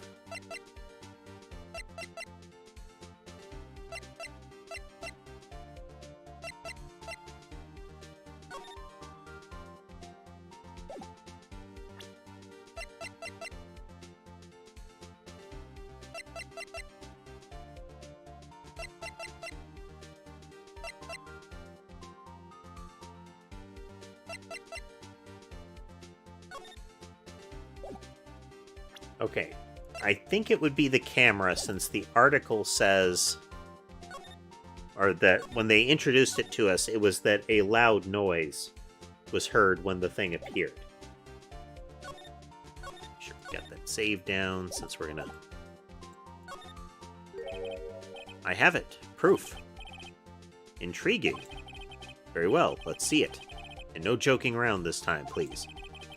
What is the proof that the witness was trying to photograph Gordy, the lake monster? I think the camera. The proof, Miss Hart, is your own camera. Your camera was set to take photographs in response to loud noises, correct? Thus, this photograph here, taken when a gun fired on the lake. And here, this article about Gordy. According to this article, Gordy made a loud noise when it emerged. Well, you were trying to photograph Gordy, weren't you? That's why you set your camera to respond to loud noises.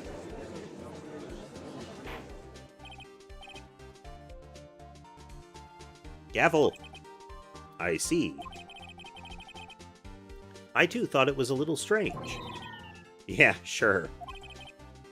Well, Miss Hart? You were camping there to try and take a photograph of Gordy, weren't you? Yeah. Not bad. Are all you lawyers that smart? So smart, boy. I was down there trying to photograph Gordy. You got me. So what? Huh? That don't change what I saw, does it? Exactly. What you just used several precious minutes of our time to prove is nothing more than that the witness is an idiot who thinks monsters exist.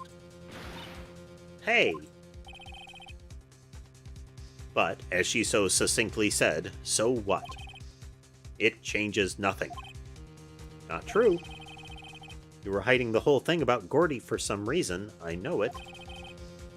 But what could it have been? Save.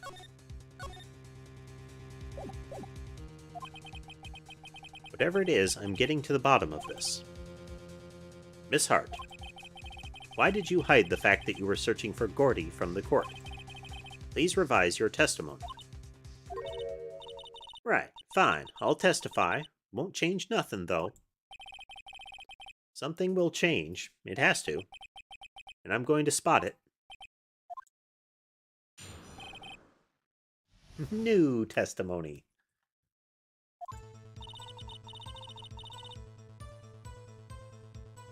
I'm not a research student at... Actually, I'm not a research student at the university.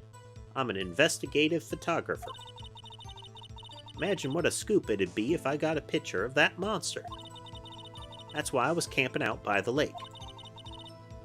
That's all I was hiding. When I heard the bang, I looked right straight out at that lake. There wasn't much else to look at, so I just watched that boat the whole time. Then I saw a flash near one of the men's hands, and I heard another gunshot. I was looking right at the boat the whole time, crossed my heart and hoped to fry.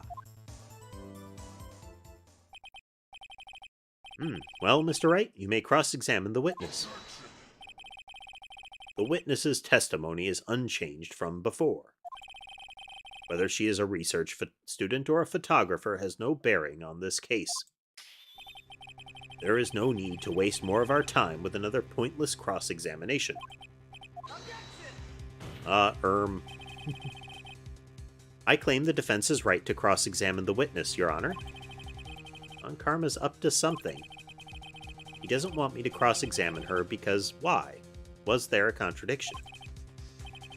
Very well, you may begin the cross-examination. You seem sure of yourself. You must have something in mind. Ha! That would be a first. Very funny. You understand this is your last chance at cross-examination, Mr. Wright. If there is no problem with the testimony this time, we will let the witness leave. I will announce my verdict at that time, Mr. Wright. Understood? Yes, Your Honor.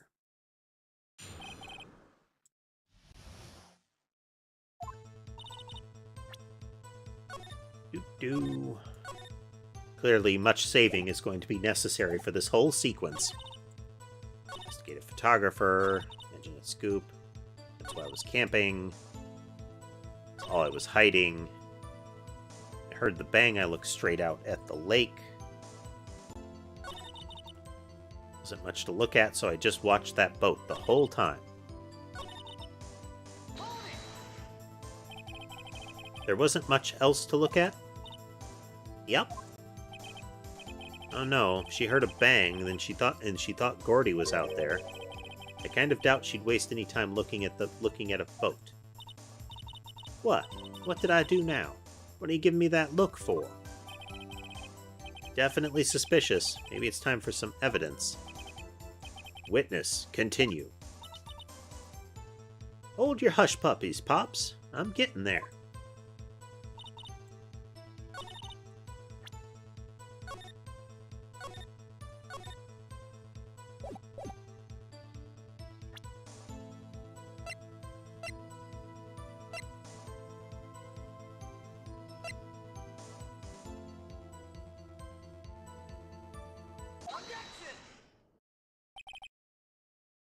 So this is the article about Gordy. So again, there was a gunshot, a loud bang, and she was there looking for Gordy. So why would she home in on a boat when she's looking for the supposed monster?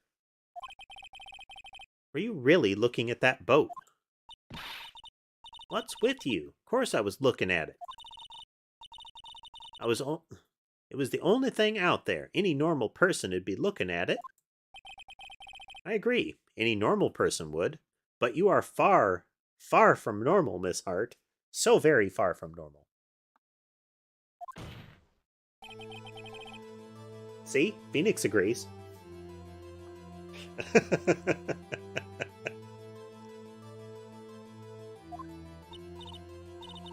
What? Y'all want to step over here and say that?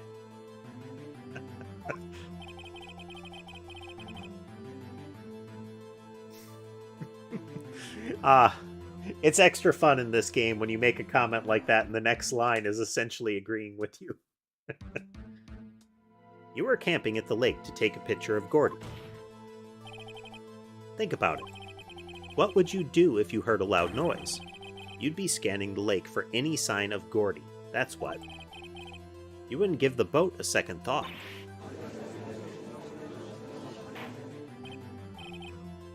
Continue, Mr. Wright. You testified that you were watching the boat through binoculars. However, you wouldn't need binoculars to watch that boat. You needed them to search for Gordy, and that's what you were doing. Well? Well, now that y'all mention it, I did sort of take my binoculars and kind of scanned the lake a bit. I mean, Gordy might be out there and all. Miss Hart, are you saying you were not watching the boat then? Sorry, y'all.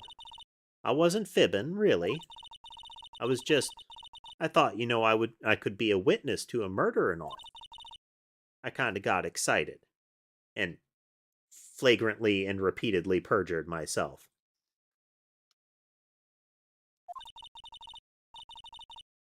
I was sure I was watching that boat. Till now. This is totally uncalled for. But hey, you got the photograph. You got proof. Still, we can't see who is shooting who in this. Right. That's why I took this photo and... Witness, that's enough. You've had a long day. Shut your pie hole.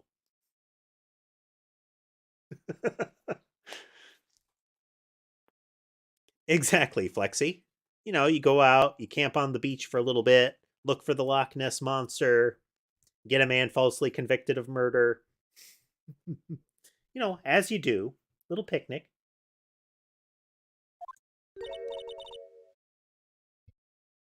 Shut my what? What was she going to say? She took the photo and what? Wait a second. She even had a photograph to prove it. But you really can't tell from the photo who is shooting. In Phoenix's voice. That's why she said she's going to enlarge the photo. She said it'll drop the quality a mite, but should let us know who's who. She enlarged that photo. Why won't Von Karma let her show it?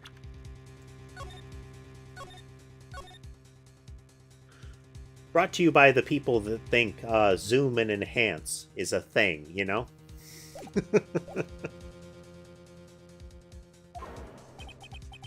I've got a hunch. I bet that enlarged photo shows something bad for Von Karma. This is my chance. If I'm wrong, though, it'll mean prison for Edgeworth, or worse. What should I do? Make her show the enlargement.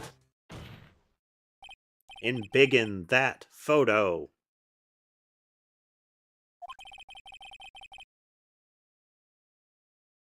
You enlarged this photograph, did you not? Yeah, I did. Why has that enlargement not been presented to the court? Because it does not exist. What are y'all talking about? You were the one who told me not to show it in court in the first place. You old fool.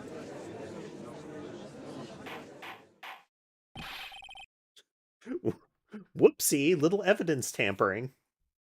What's the meaning of this, Mr. Von Karma? Miss Hart.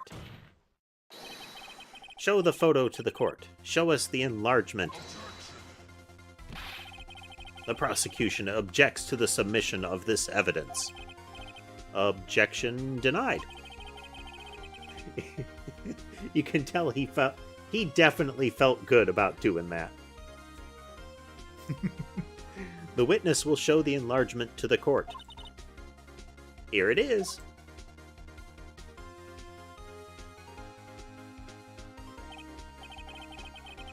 Ah. Okay. So, we already know that this is relevant. Edgeworth's right hand prints, the fingerprints from his right hand, are on the gun. The gun is being fired with the left hand. We still cannot see who is firing in this.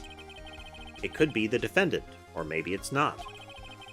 Regardless, I'll accept this as evidence.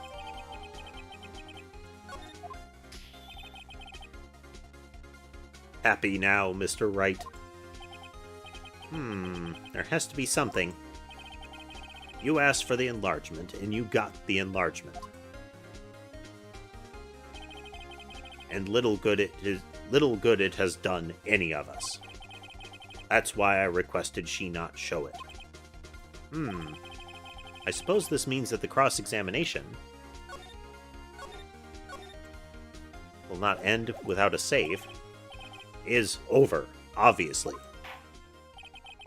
Then I would like to close the cross-examination of Miss Lotta Hart. And none too soon. That was a flagrant waste of my time. Mr. Von Karma, do you have anything to add? I stated everything I needed to when this trial began. Decisive evidence. A decisive witness. What else could possibly be required? Nothing, of course. Then I believe it is time for me to declare my verdict. Wait, it's not supposed to go like this. There has to be a clue in this photo somewhere. This is bad. Real bad.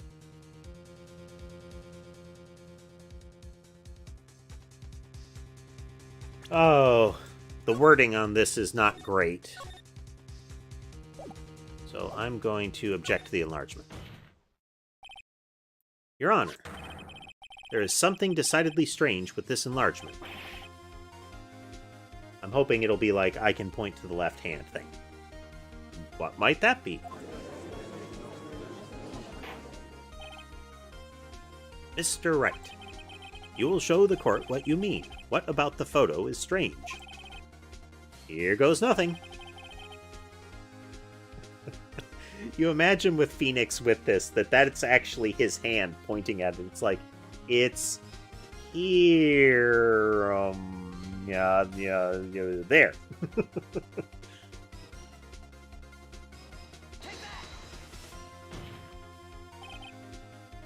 Here, Your Honor. The shooter? I'm not sure I understand. What about the shooter is strange? Look at the hand holding the pistol, Your Honor. The hand? That hand directly contradicts another piece of evidence.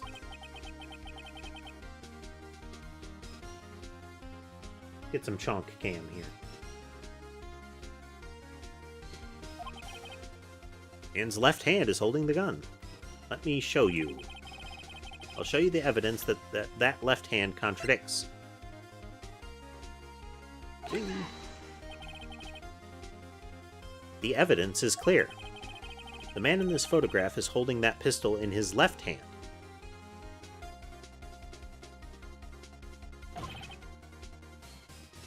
Ah, interesting, Flexi.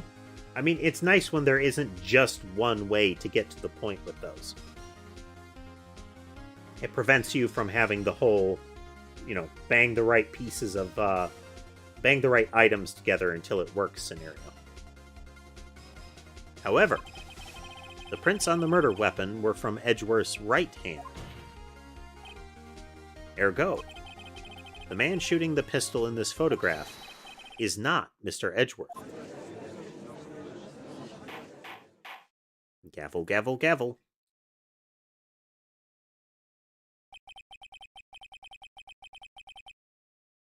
Now that everyone in the courtroom has quieted down, I would like to reconvene this court of law. Mr. Wright. Yes, Your Honor. You have given us definitive proof today. We now know that it was not Mr. Edgeworth who fired the pistol that night. However, this leaves us with a rather large problem. If Mr. Edgeworth didn't do it, then who shot our victim? Precisely. As we have seen, there were no other people on the lake that night. Who but the defendant could have shot the victim?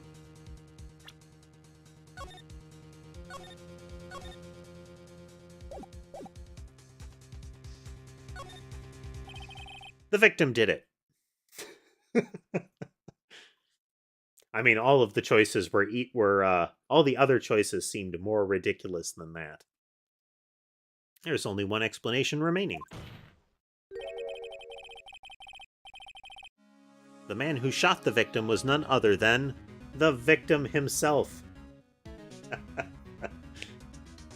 What was the line from the earlier case there, Flexi? If something stinks, it was probably the butts.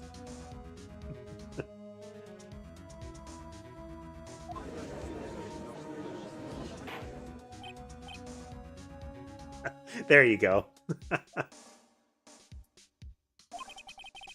So, you're saying that the victim committed suicide?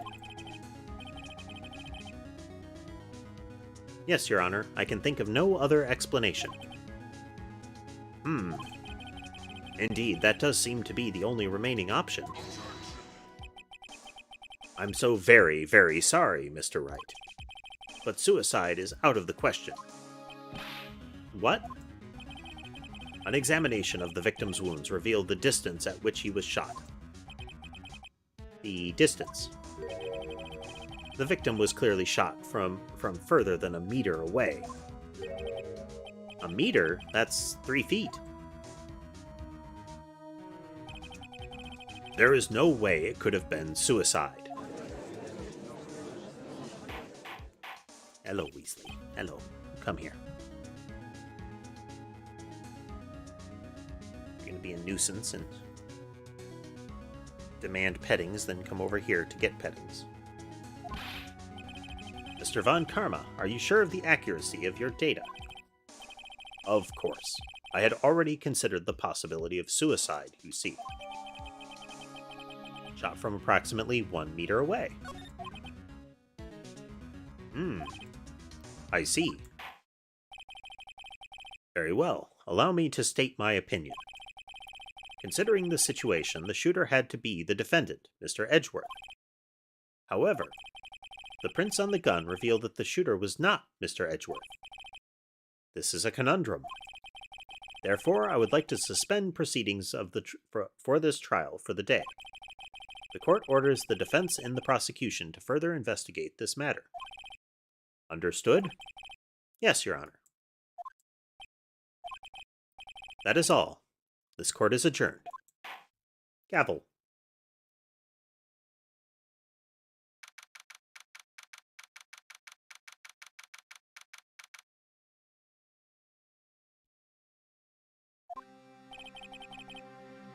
Ooh, that was a close one. Hey, don't you have anything to say? No, I have not yet. I have yet to be declared innocent, right? Well, yeah, but what happened out there in the lake, anyway? If he didn't commit suicide, then who? The shooter was about a meter away, too. What? Don't give me that look. I did not kill him. I was just kidding around. Huh? Accidentally clicked options down there. Look. I'm going to go check on Maya. Oh, right. What? Tell her something for me. What? Tell her to watch what she says in court. That's all. Would it kill you to just state how you really feel with, thanks, Edgeworth?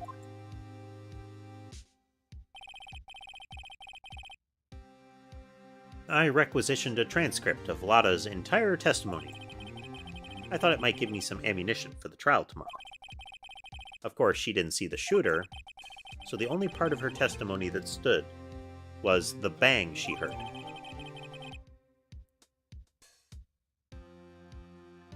So she heard 2 sounds, there's still a missing bang. Because the gun was fired 3 times.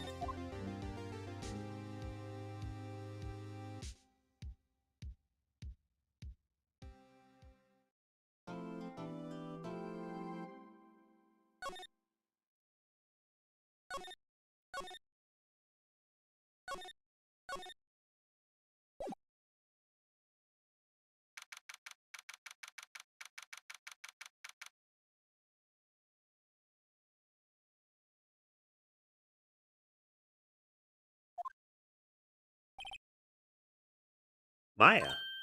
Hey, Nick, it's you. I'm glad Mr. Edgeworth made it through the day okay. It's a relief. Hey, why'd you do that anyway? I don't know. I just knew I had to do something. I know I'm not a lawyer. I'm not the lawyer my sister was. I'm sorry. Well, you did save the trial. Just behave from now on, okay? Okay.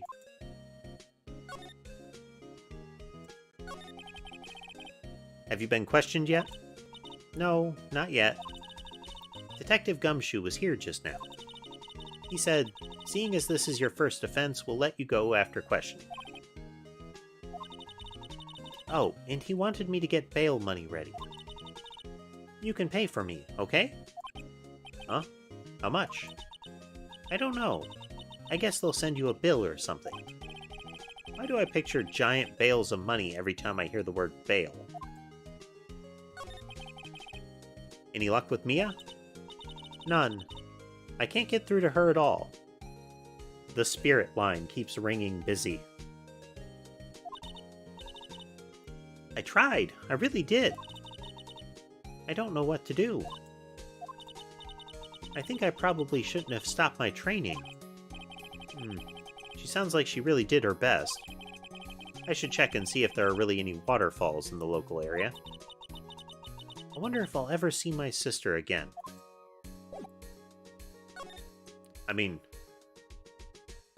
not in a spirit medium sense, since whenever you channel a spirit, you cease to be conscious of it. So you can't see her doing that?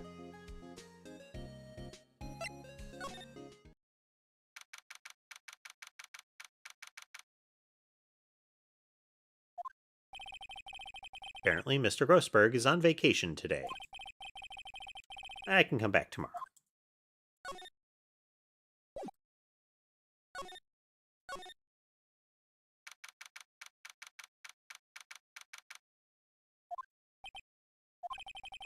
Sure is quiet here with nobody around. Right. I have to get Maya out of that detention cell soon.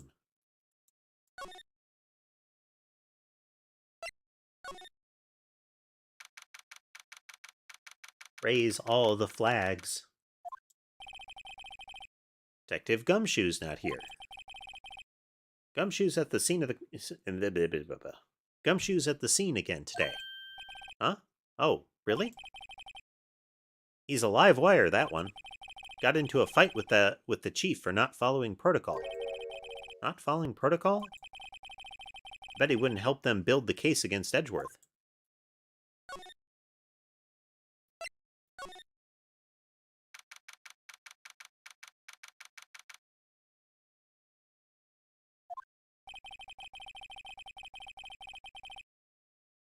There are fewer than there were yesterday, but the cops are still around in the park. I wonder if Detective Gumshoe is here today.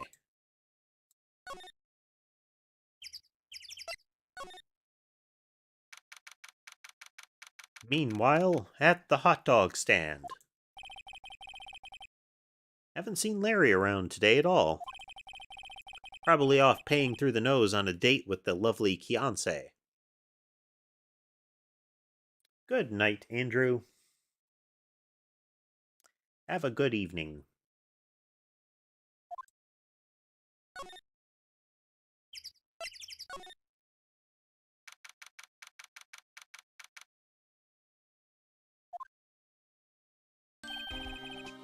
Hey, Detective Gumshoe. Hey, pal.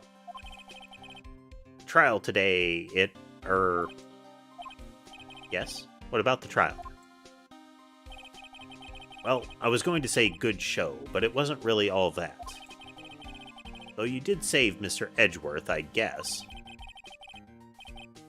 I just wasn't sure how to thank you, you know? Thanks.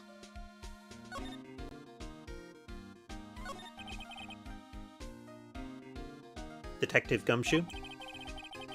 Any idea what strategy Von Karma is planning for tomorrow?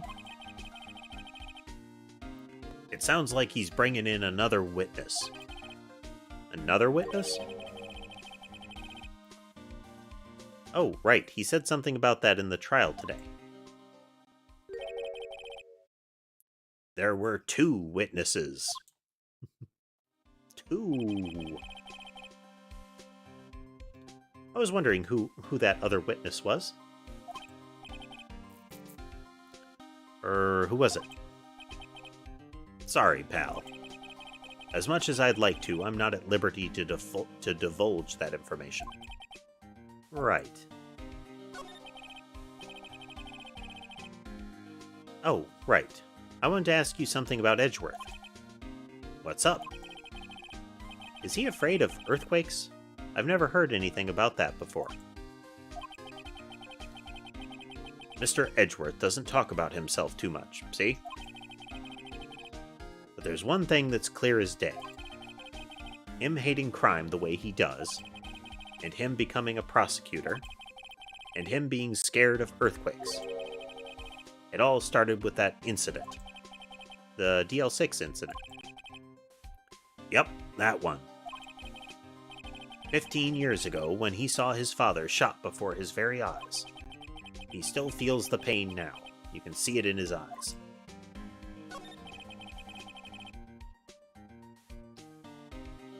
I wanted to talk to you about Maya Fey. Huh? She's not out on bail yet? That's strange. I told them to let her go as soon as they had their report written up. Man.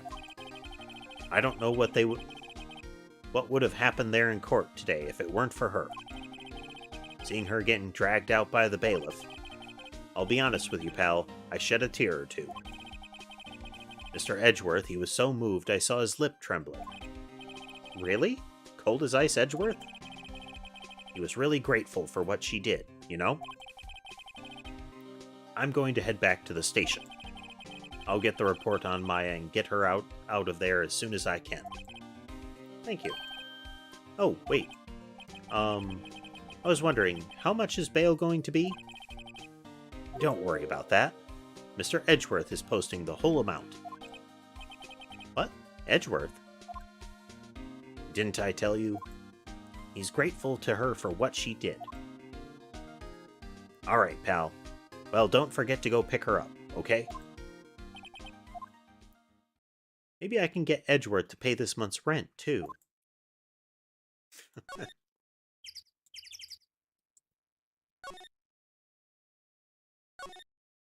Ooh, the boat rental.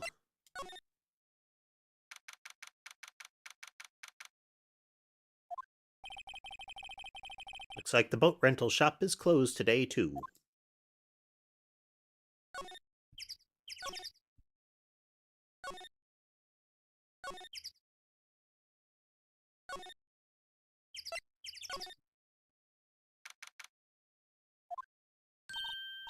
Hey, Nick, you finally came. They just finished the paperwork. I'm free to go. Free at last, eh? Those interrogators were really mean. They were like, okay, what did you do this time? Like I was some kind of criminal. Can you believe it? Well, they let you out in the end, didn't they? Oh, that reminds me. Thanks for bail. Thank Edgeworth. Huh? He posted bail for you. Said he was grateful for what you did. Mr. Edgeworth did that? I have to make it up to him. We have to win this case, Nick.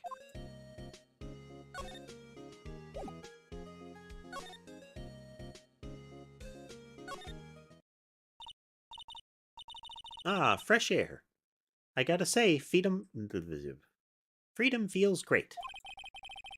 Behave yourself in the courtroom tomorrow, okay? Misbehaving's much more fun. It's not going to be so much fun when Edgeworth refuses to pay your bail again. Right, I'll behave. Oh dear.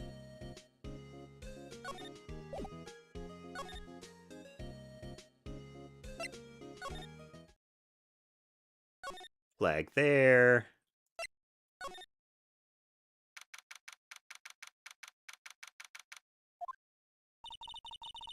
There aren't many cops around today, are there? They're probably back at the precinct working up the case against Edgeworth. Hey, y'all. Hey, it's Lotta. Y'all really did it today. What did we do now? Nah, I'm not complaining.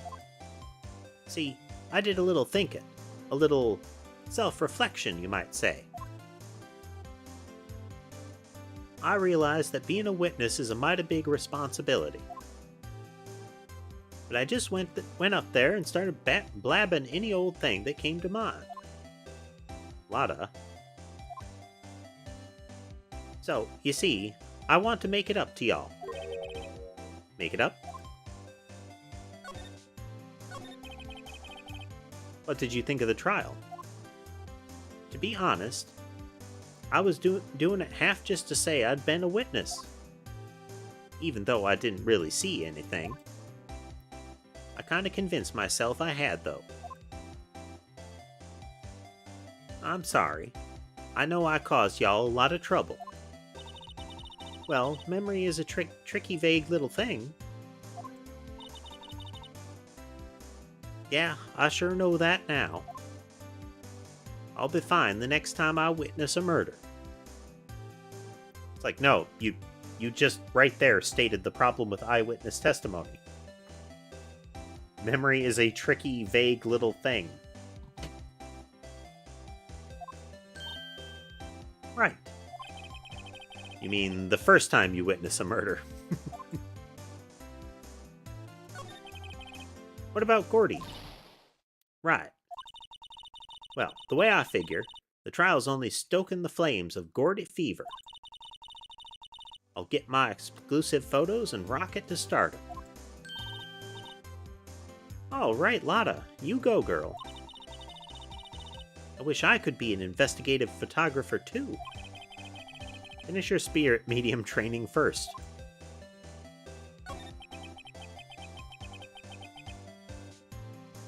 We need our lawyer ex Maya to come and help us every trial here.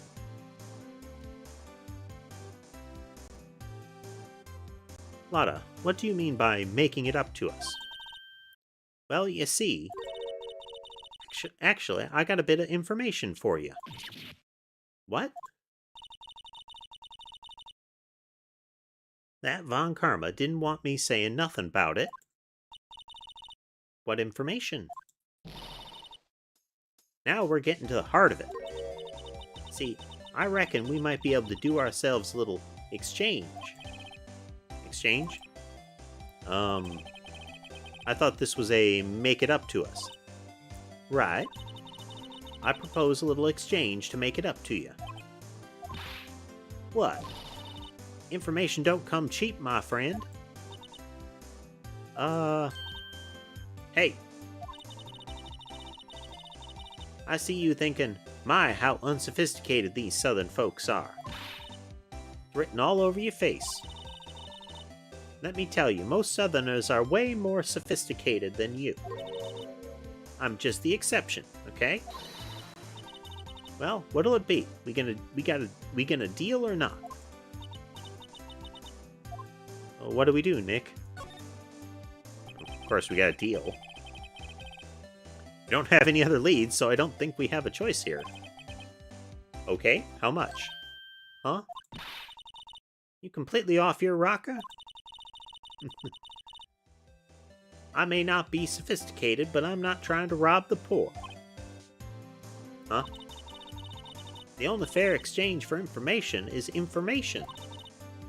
Listen good. What I need from you is information about Gordy. Whoa, Gordy? But Gordy Gordy might not exist. Then bring me proof that shows he don't. I'll be keeping watch from the car, okay? You see something, y'all come to me first. Got it? Okay. Right. See y'all later. Okay, Nick, let's get hunting. Hunting? You don't seriously mean Gordy? Sure I do. What about Edgeworth? We're searching for Gordy for him, Nick. Don't you get it? Okay, and how exactly do we search for a make-believe monster? Maybe we can find a monster myth specialist?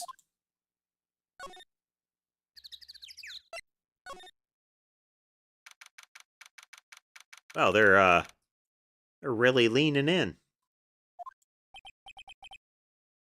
What's that? The Steel Samurai, Nick. Yo, Maya!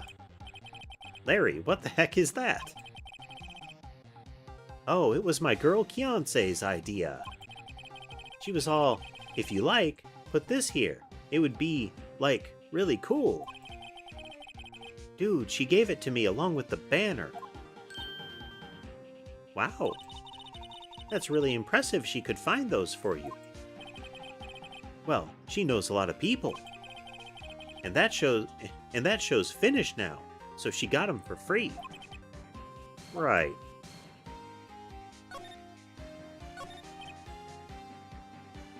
Yo, Nick. What happened with Edgy? Well, we made it through the first day in court. I don't know how good our prospects are from here are. I don't know how good our prospects from here on, though. Are from here on. Huh. Hey, Larry, did you know Mr. Edgeworth's secret weakness? He's terrified of earthquakes. He acts like a little boy. Huh? That's weird. I don't think he was ever like that in school. No? Really? Well, we were only in the same class for a little bit. He transferred schools pretty quickly. Transferred? Right, when the DL6 incident happened. Doesn't look like Larry knows about it, though. Hey, Larry. When did you get that big thing? Huh? Oh, the big guy? I've had that for about a month, yeah. It's a big hit with the kids. Why wasn't it there yesterday? Huh? Huh? Oh, right. The compressor was busted. Compressor? Yeah, it's that little unit by my hot dog stand. That's what I used to put the air in the Steel Samurai. It broke a little while ago, so I sent it in for repairs. Oh. And here I thought you'd inflated it by yourself.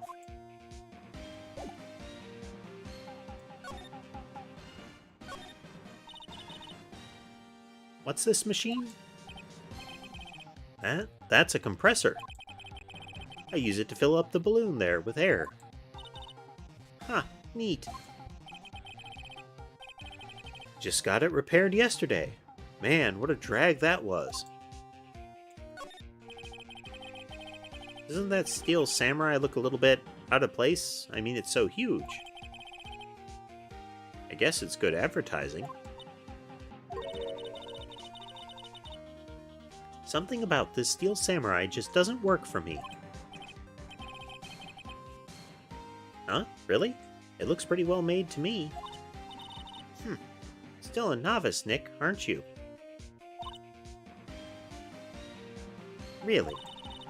The true connoisseurs like Cody and me don't fall for this kind of stuff. These Steel Samurai fans are obviously in a league of their own. Those flags look sadly out of place here, flapping listlessly back and forth in a cold wind under a cold sky. I don't know, I think it gives the place a kind of festival atmosphere. Reminds me of the War of the Eyeglasses. The War of the what? Huh, what? You mean you don't know the War of the Eyeglasses? What the heck is it? Our local fair used to do it every summer. Huh, I guess we were the only ones. Ask again, what the heck is it?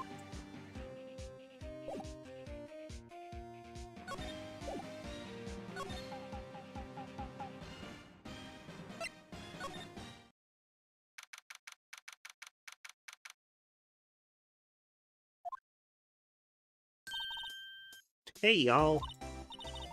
Well, y'all find anything out about Gordy? No, nothing. Well, keep moving. It gets cold out here at nighttime. It is a little chilly.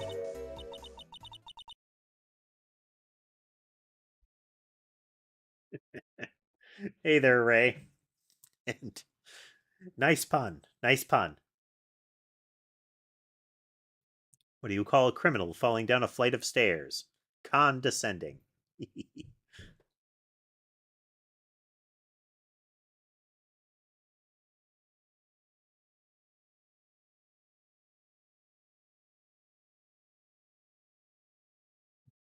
I think I have to sneeze.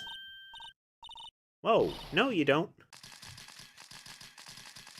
Wow, a sneeze sets the thing off.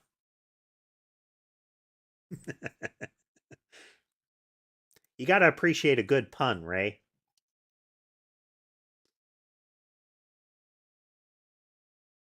If you can't laugh at the little silly things, then you can't appreciate the really silly things. I told y'all no sneezing. See, I set the camera to respond to things a little softer than a bang.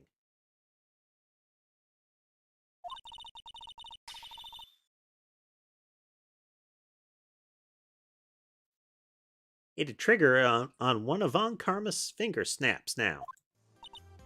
Oh, I'm sorry.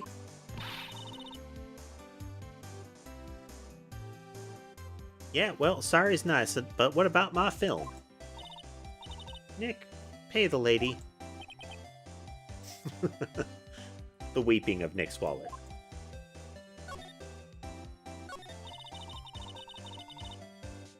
I learned something in today's trial, that's for sure. You familiar with the Phoenix Wright series, Ray? Testifying is serious business. That's why I decided not to talk about that case anymore. Huh? Oh, didn't you say you had information about the case? Tell us that at least. Like I said, I'll trade it for the dirt on Gordy.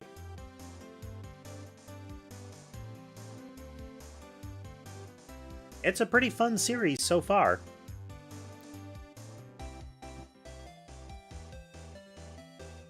It seems like there's at least a couple they haven't released, and I really do hope that they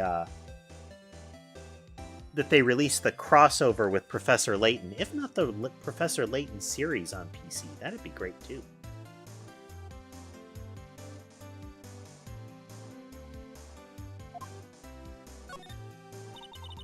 What are you going to do if Gordy doesn't exist? I'll quit being an investigative photographer. What? Yeah, the Layton series has like an ongoing mystery concept to it. It has that same kind of investigative vibe, but the mechanic to it is moving around town solving puzzles. A variety of puzzles. And those sort of gate your progress through the area, finding out other stuff.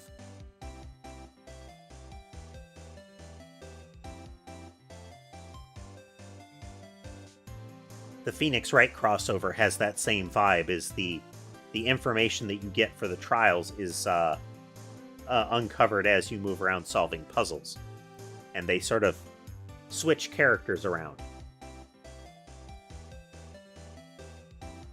I think at least once, I may be misremembering it, but I think we get to see Layton do an objection.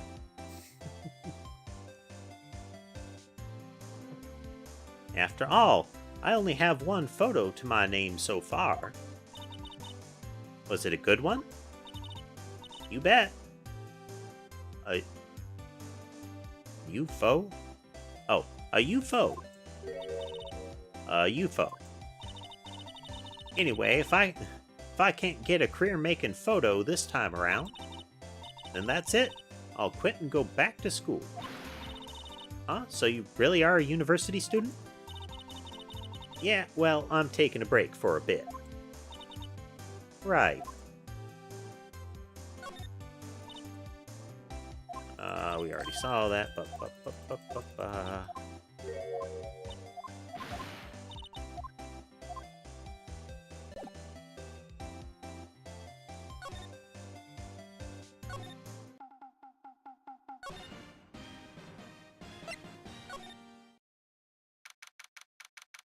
Back at the boat rental. It's always so quiet here. I wonder if the boat shop is closed for good. Well, with the murder on the lake and all, they're probably just taking a vacation until it blows over. I get it.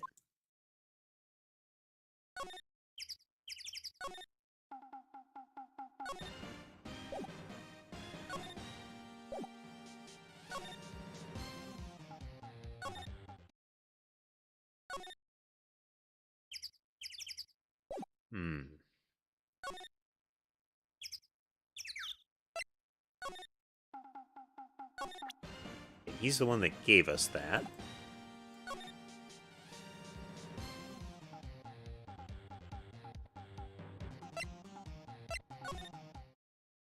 Let's look for flags elsewhere here. Means we'll hop between locations until something like this happens.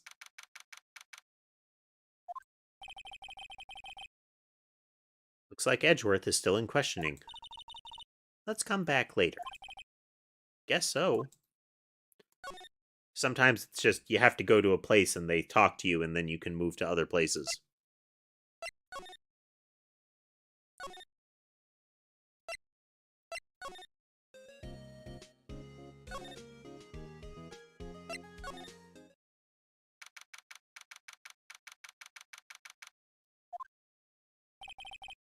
Hey there, pal. What's up? You look out of sorts. Wait, you didn't go and do something that's going to hurt Mr. Edgeworth's case again. What do you mean, again? Whatever. Have a seat, pal. I'm here for you if you need anything. Besides money, that is. Button. How's the investigation proceeding? It's not, really. We have another meeting coming up. We're supposed to talk about Mr. Edgeworth's motive. His motive? See, Mr. Edgeworth's father died in the DL6 incident. And the guy who got the lone suspect declared innocent was the victim in this case. Robert Hammond. They're saying that's why Mr. Edgeworth shot him. And Edgeworth never talks about his past. I bet they'll drag that out and hit him with it in court tomorrow, too. Poor Mr. Edgeworth. I gotta admit, it doesn't look good, pal. Say, Detective Gumshoe, do you know Gordy? The monster down in Gourd Lake? Not personally, no. Well, we're looking for it. Huh? Are you out of your minds? Eek. You got time to go wild monster hunting? How about doing a little questioning for me, then? Oh. Detective Gumshoe is scaring me, Nick.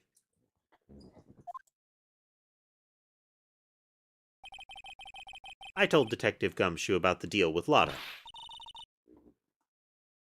Nick, try telling him sooner next time.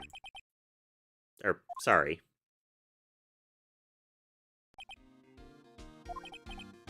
I see, pal. Sorry for shouting at you. Okay. I, Detective Gumshoe, will aid your search for Gordy. Huh? I'll loan you one of our newest secret weapons for finding evidence. Really? You can take whichever one you like. Okay, give us the goods.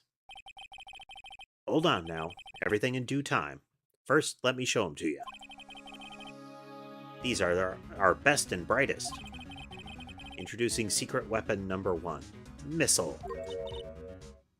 Missile? He's a canine police dog, still in training. Missile. Missile. Here, boy. It's a puppy.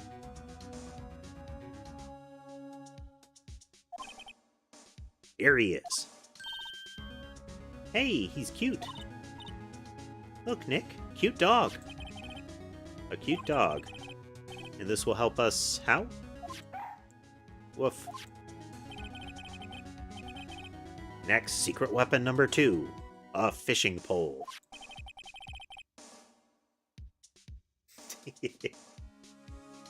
Here, this is my own personal pole. Detective Gumshoe, we're looking for a monster.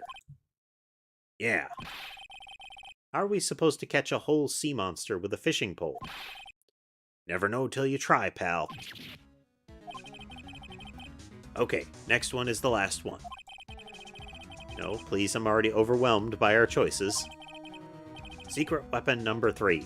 A metal detector. Here. Detective Gumshoe, we're looking for something alive. Right. How are we supposed to find it with a metal detector? Hey, you never know. It might have been eating soda cans. Well, which will it be? I can't make up my mind, Nick. They all seem so perfect. I can't make up my mind either, for the totally opposite reason. Oh, well, I suppose it can't hurt to borrow one of them. Let's start with...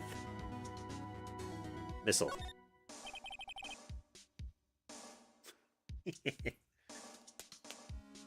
Can we borrow Missile? Sure thing, pal. Be good to him. Woof. He's so cute. Oh boy. Canine unit in training. Very cute, with shiny eyes. Looks like a little Akita-style dog.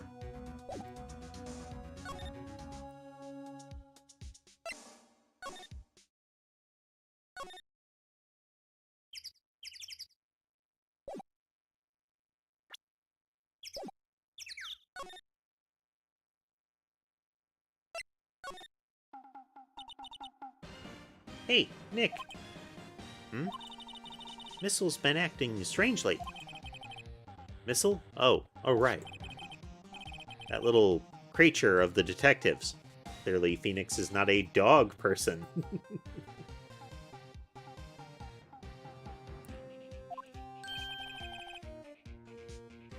Hey, I love little doggies. Good boy, good boy. Oh. Doggy goes from very cute to horrifying in a moment, doesn't it? Them teeth.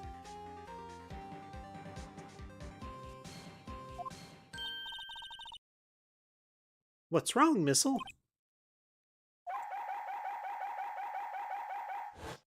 Wild yipping. And I presume the dog has run. Nope, nope. Ah, the dog has pounced on the hot dog cart.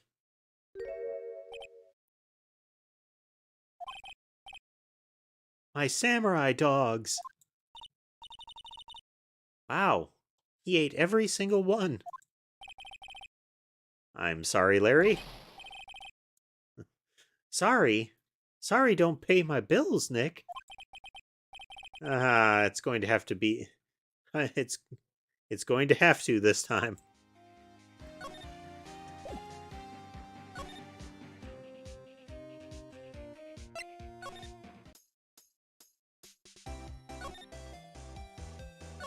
Shall move around with dog.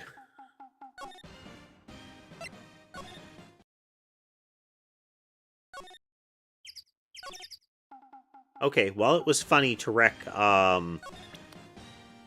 his livelihood. Hey, Larry, look, it's Missile. Isn't he cute? Keep that mud away from me. What am I going to tell the big boss? There's a big boss in charge of your hot dog stand? Nick, maybe the stand is a front for a mafia money laundering scheme. I think you should probably try to look a little sorry about what happened. Oh, right. My poor dogs.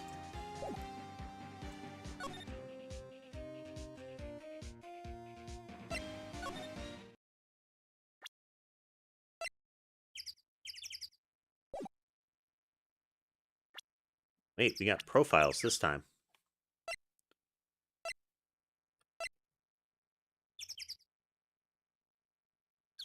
Wow, he doesn't photograph well.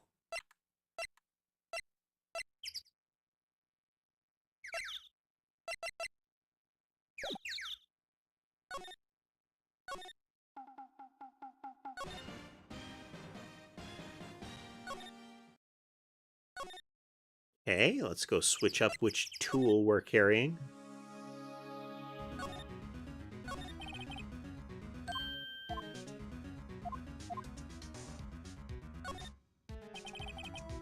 We borrow that flimsy-looking fishing pole. Sure thing, pal. Oh, if it breaks, be sure to dispose of it properly, okay? Right. Sadly flimsy and of dubious utility.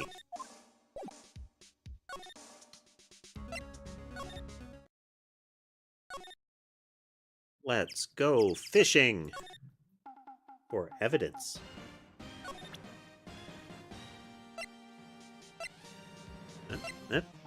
Press the button. You know, you can't catch many fish in this lake.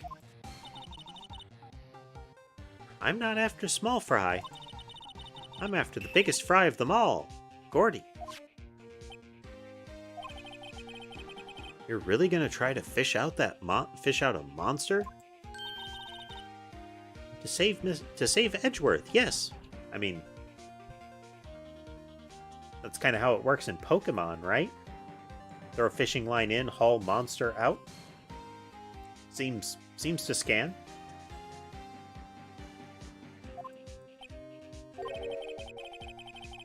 Brings tears to my eyes in more ways than one.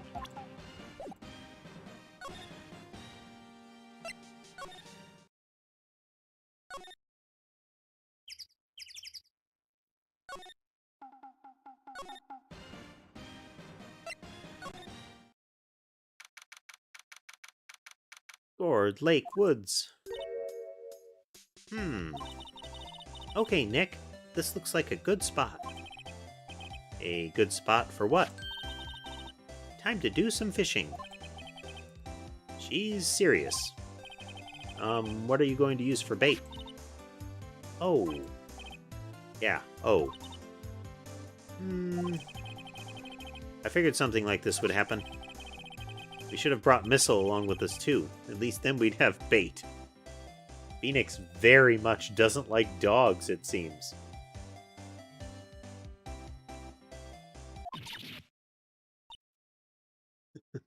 Nick, how could you?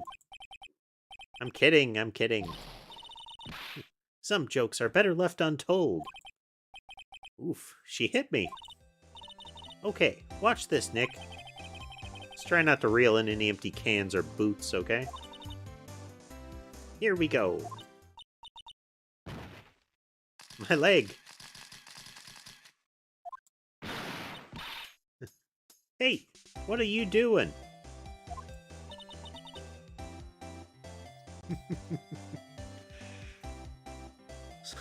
Sorry, Lotta. Don't tell me y'all are on some film company's payroll. Nick, pay her. My poor, poor wallet.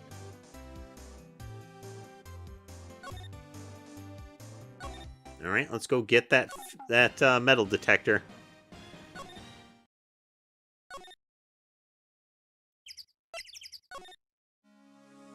I mean, it was kind of the most plausible thing, so we had to try everything else first.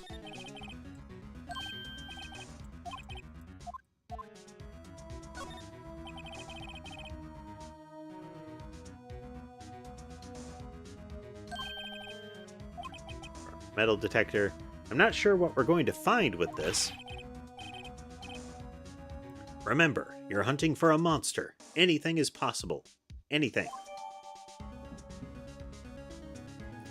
I mean, it is a Capcom game. Maybe we'll get a Monster Hunter crossover. Wouldn't that be cool?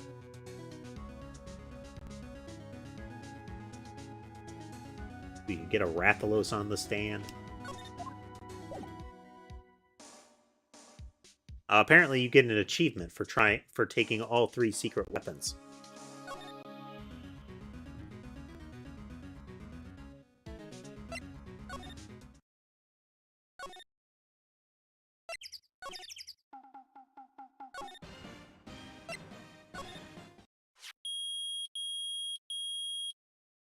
Microwave's done. Nick, it's beeping. The metal detector's found something. Sure is loud enough about it. Whatever it is, it must be in those bushes. Let's go check it out, Maya. Why do I have to check it out? Nick. Look.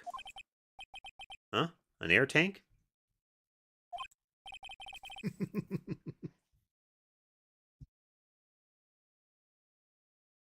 The valve seems broken. I thought it was Gordy. Maya, first of all, why would Gordy be in the bushes? And second of all, why would a metal detector react to a sea monster? Oh. Huh? There's something wrapped around the air tank. It looks like a string of flags. Well, might as well take it with us now that we found it. It's heavy. I wonder if this is how the air compressor broke.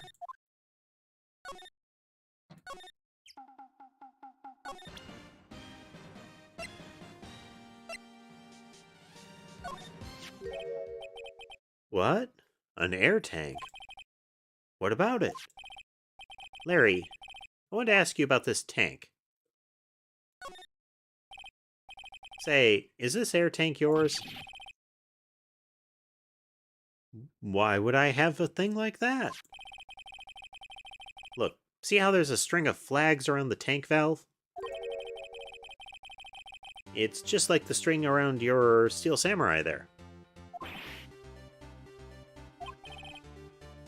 Must be a coincidence. There's strings of flags everywhere these days. Like elementary schools. and used car dealerships.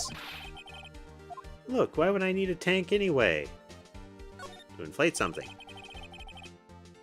You used this to inflate that, didn't you? Inflate what? What else? That big puffy steel samurai. Now, why would you go asking me a question like that? Looks like I hit the nail on the head.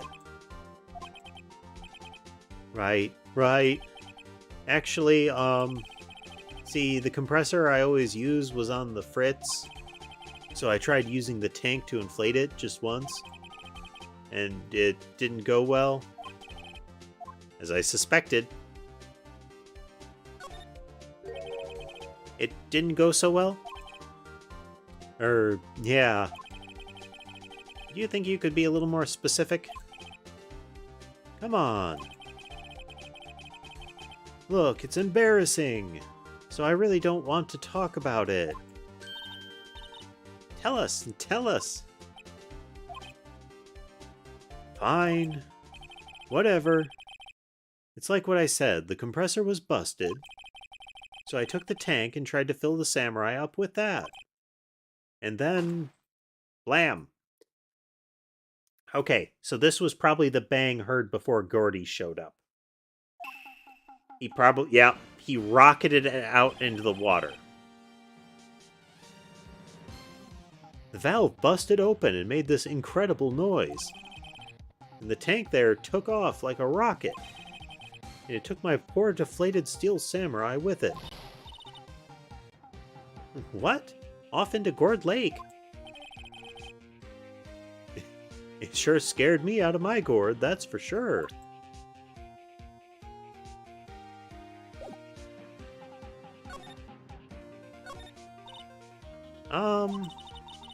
So the tank and the steel samurai you were trying to fill flew away.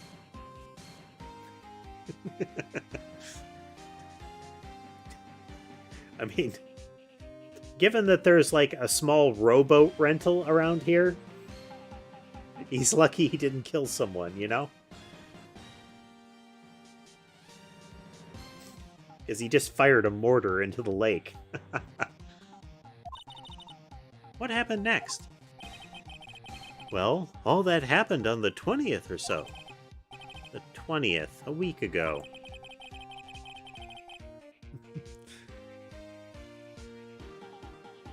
Now, as far as I could see, the tank went flying out onto the lake. So I went out every night in a boat looking for it. I mean, Fiancé gave me that steel samurai after all. And when did you find it? Just the night before last. It flew way out there. Took me a whole 4 days to find it. The night before last was the night of the murder. Sorry about not telling you, Nick.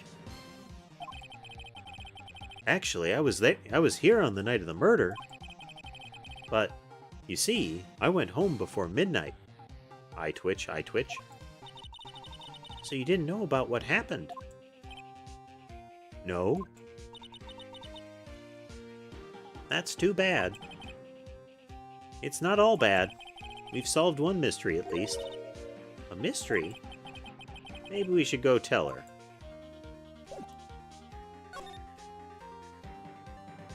Ooh, the woods. Oh, no, wrong way. Here, and then woods, yep. Slide.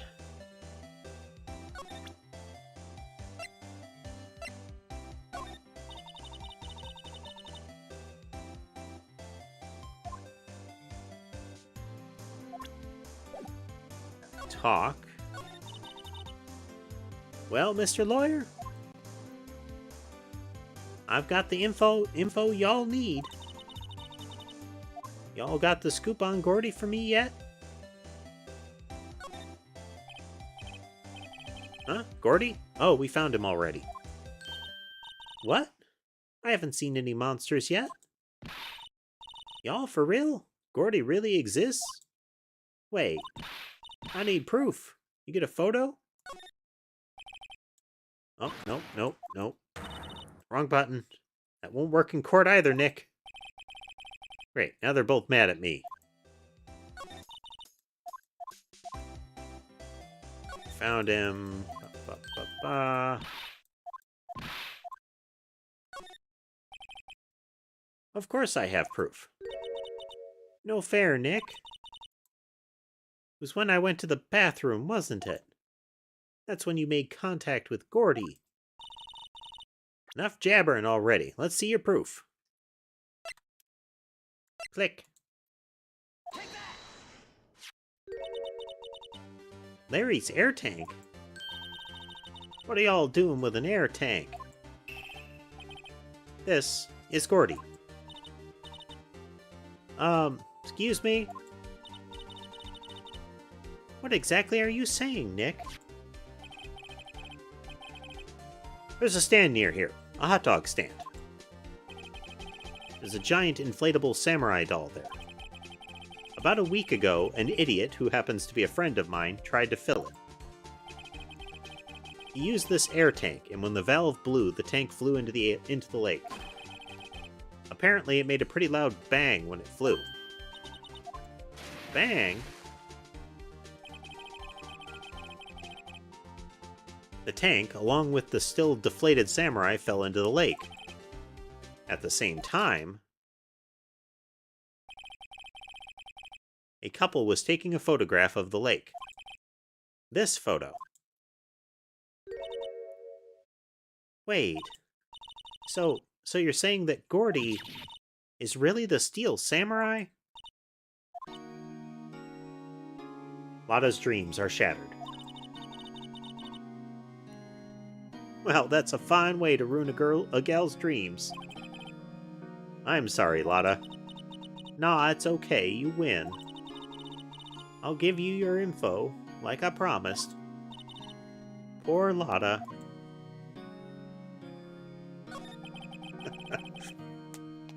You gotta admit, as far as, like, myth-busting goes, Ray,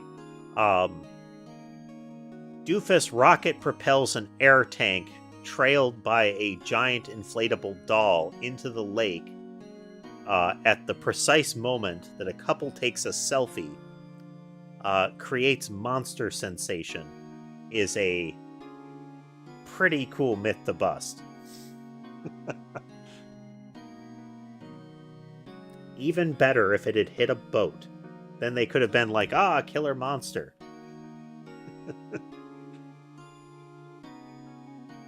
So, tell us this information you have. A promise is a promise, I guess. I overheard the cops around here saying something about the witness tomorrow. They said he's the caretaker of the boat rental place up the path here. Boat rental?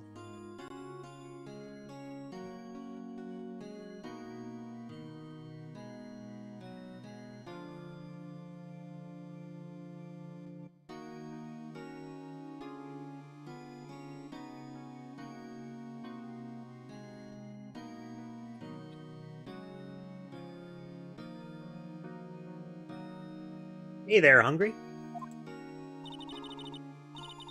There's someone there? I mean, it looks so deserted.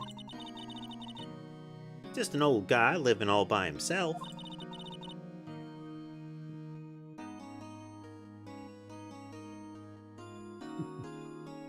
Y'all should go check it out. Thanks, Lotta, we will. Let's get cracking, Nick. Hold on. Something else? Yeah, the night of the murder. My camera clicked twice, you know. Wait, so you have another photo?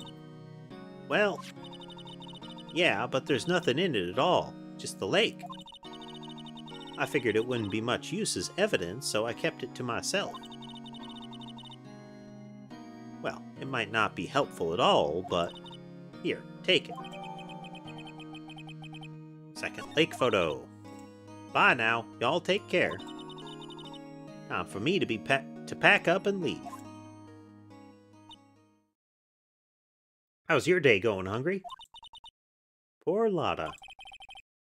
It's all Larry's fault. The legend still lives on, I guess. The legend? Yeah, the legend of Larry. Familiar to all that know him for any length of time. When something smells, it's usually the butts. There we go, full circle. Someone should whip that butts in... Someone should whip that butts into shape. Oh.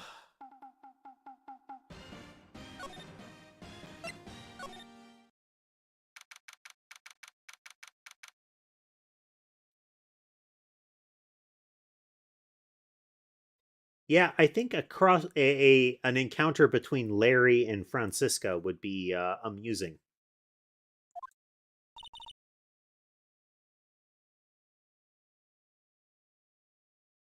Pretty good day so far. You know, sleep not so great as per usual, but otherwise day good. Started a little bit early as a result. Hey, Nick. This is the boat shop that Lotta was talking about.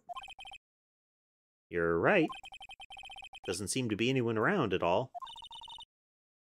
Well, let's go check it out anyway.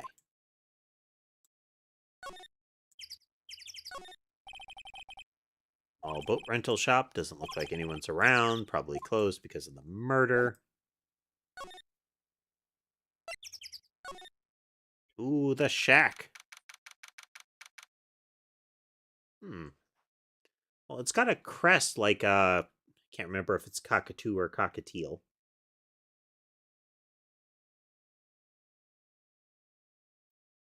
But its coloration is like a scarlet macaw.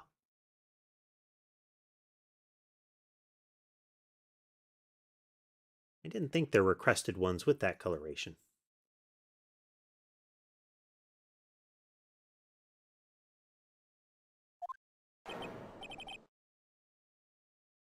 Meg, that you?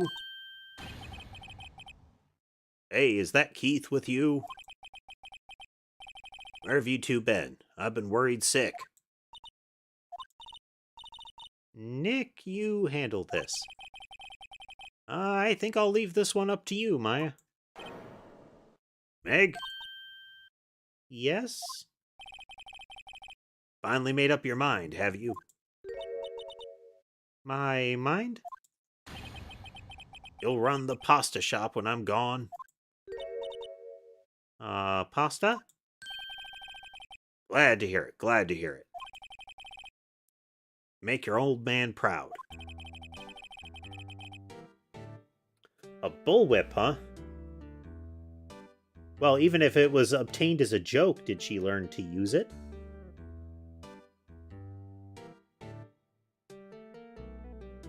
You kids left the house, I didn't know what to think. How am I supposed to keep this place running, an old man like me? Polly, the kids are home. Hello, hello, Squawk. Nick, what was that? A parrot, the one on the perch.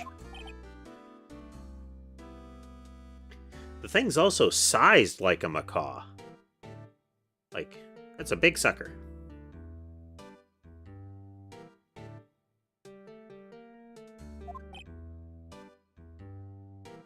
Keith, yes? I leave the wet noodle in your capable hands, Sonny. Phrasing.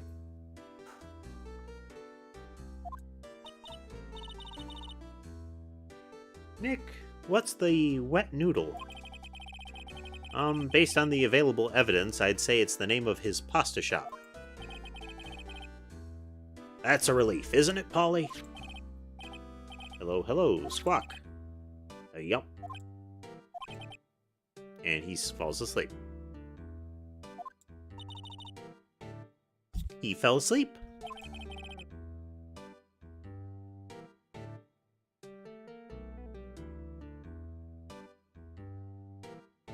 I guess he's relieved.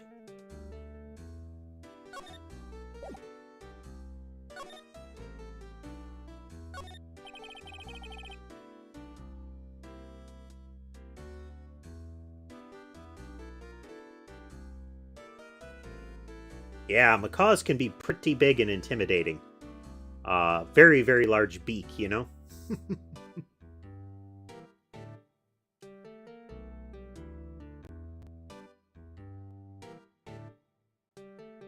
This fishing pole looks expensive.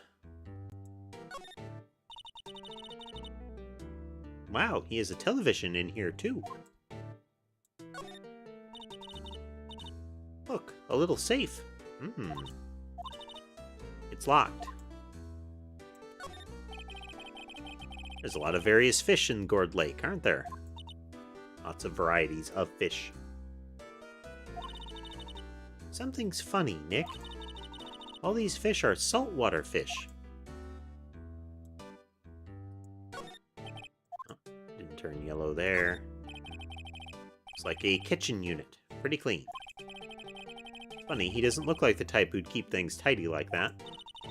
I mean, it's pretty clean, but there's like soot or scorching all the way around the stove part. You're forgetting, Nick. He's running a pasta shop here. Bird. Wow, what an amazing parrot that is. Good morning. Hello. It ignored me.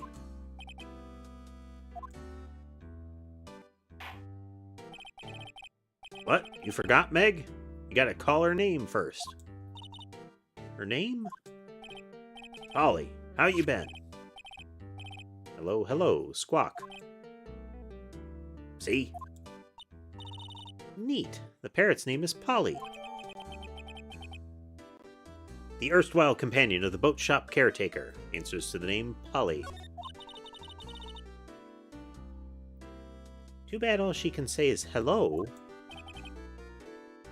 Har har har. Old Polly can say lots of things. You just need to know the secret words. The secret words?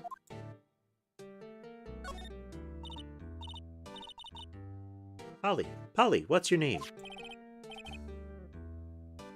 Polly. Cute. I has found a new friend.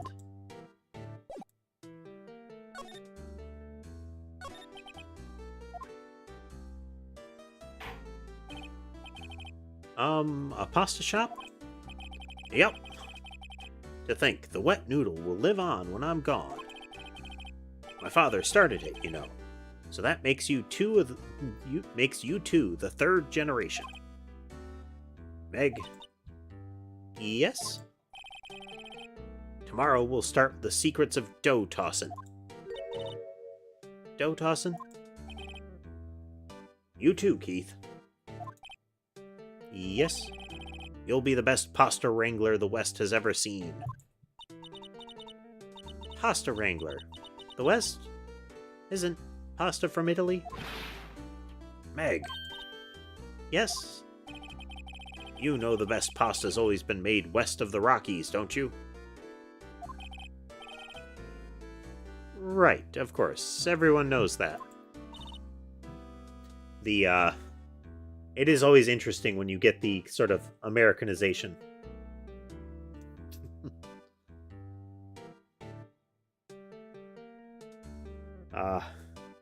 The caretaker seems well beyond the point of let's get you to bed, Grandpa, and it's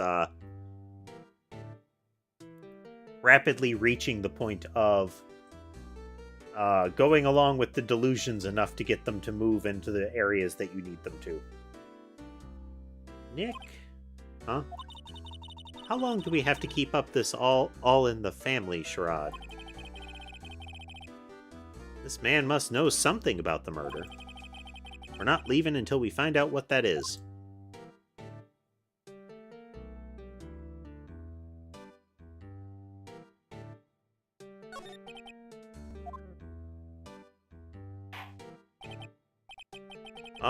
This is a boat rental shop, right?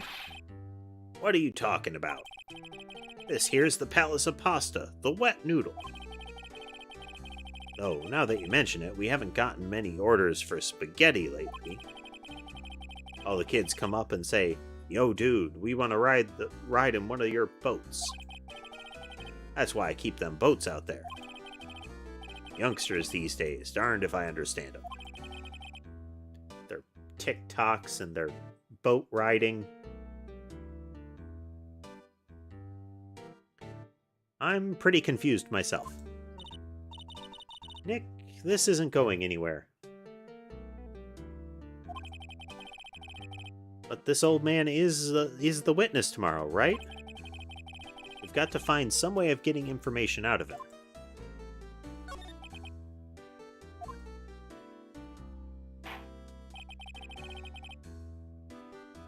My memory's gotten worse of late. That's why I just tell everything important to old Polly here. Everything important. I wonder. Polly, what's the number to the safe? 1228. All right. Hey, Polly, watch it, will ya? See, Nick? All it takes is a little clever thinking. And a criminal mind. Quick, Nick, write that number down. Hey, don't get me involved in your little heist schemes.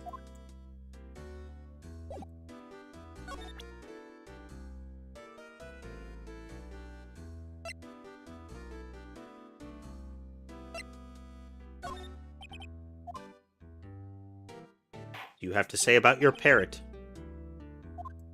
Here, remember that tricolor pasta. R. Rainbow Lioli. Rainbow Lioli, yeah. I figured our last color should be... I figured out the last color we should use. Indigo blue. Indigo blue. That doesn't seem to work the way I thought it might.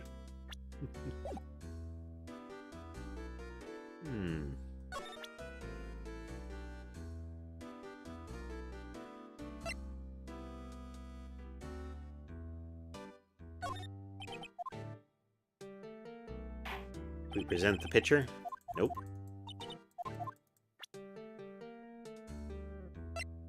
Present the badge.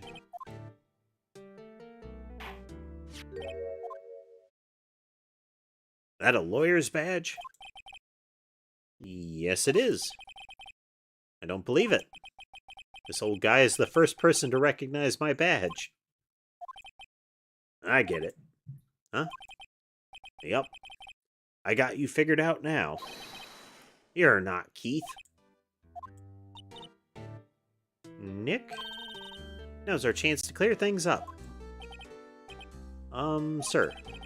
No, I'm not Keith. And I'm not Meg, either.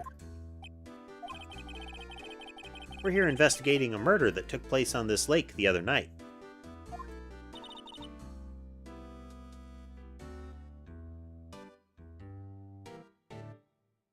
Please, help us. A lawyer, huh? Please, mister.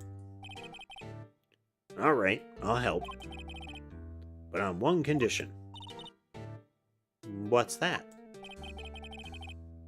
When this case is over and done, you'll run the wet noodle. Sure. Okay, we promise. Nick, are you sure about this? Hey, anything to get this case solved. Also, who wouldn't want to eat Phoenix noodles? I guess so.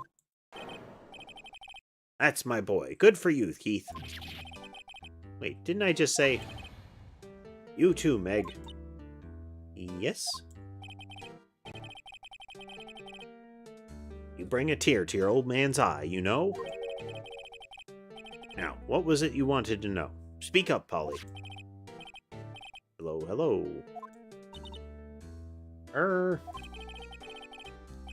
Now he's talking to the bird again. How do we get him to talk to us?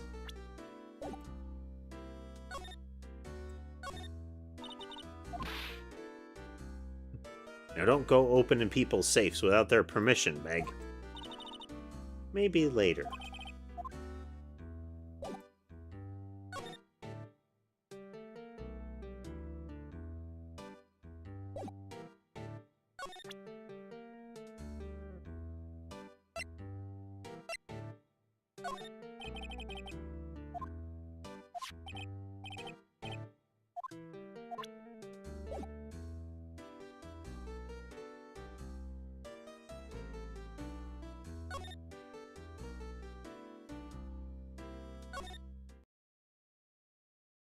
He doesn't seem terribly useful to us right now.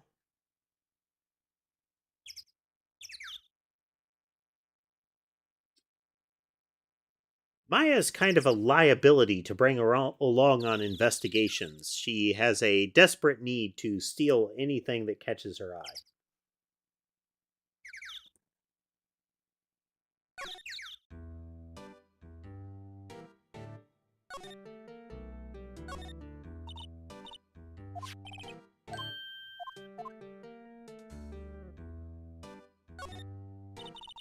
Peaches and crackers.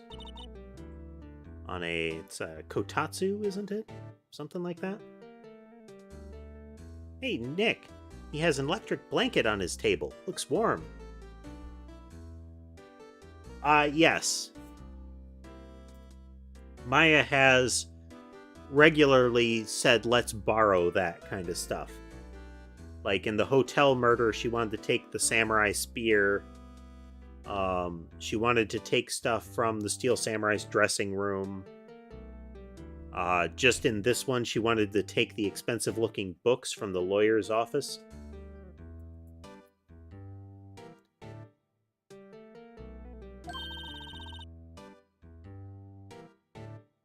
You'd think it would be, but they just sort of roll with it. That's a great idea. We should do that at the office. We can sit down with our clients, snug and warm, and drink hot cocoa. And what? Talk about murders? Aw, you're a party pooper, Nick.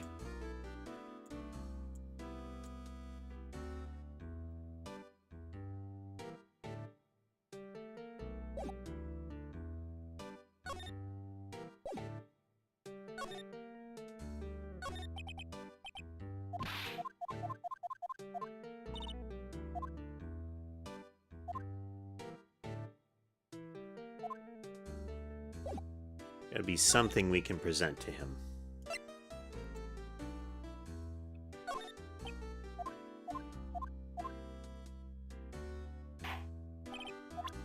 That is his I don't care. Yep, I seen this. You know something about this, sir? Keith. Yes? It's okay. You can call me Dad. Dad, do you know something about this? Yep.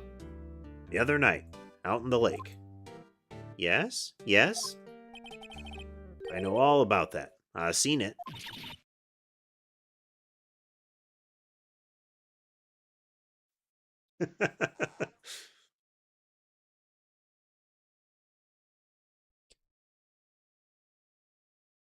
Yeah, come to think of it, she's sort of the reverse scenario of like a Lifetime movie, you know?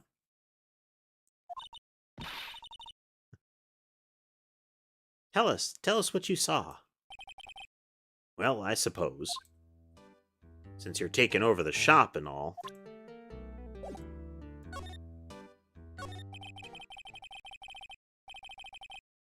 I forget the time, but it was pretty dark outside. Probably night.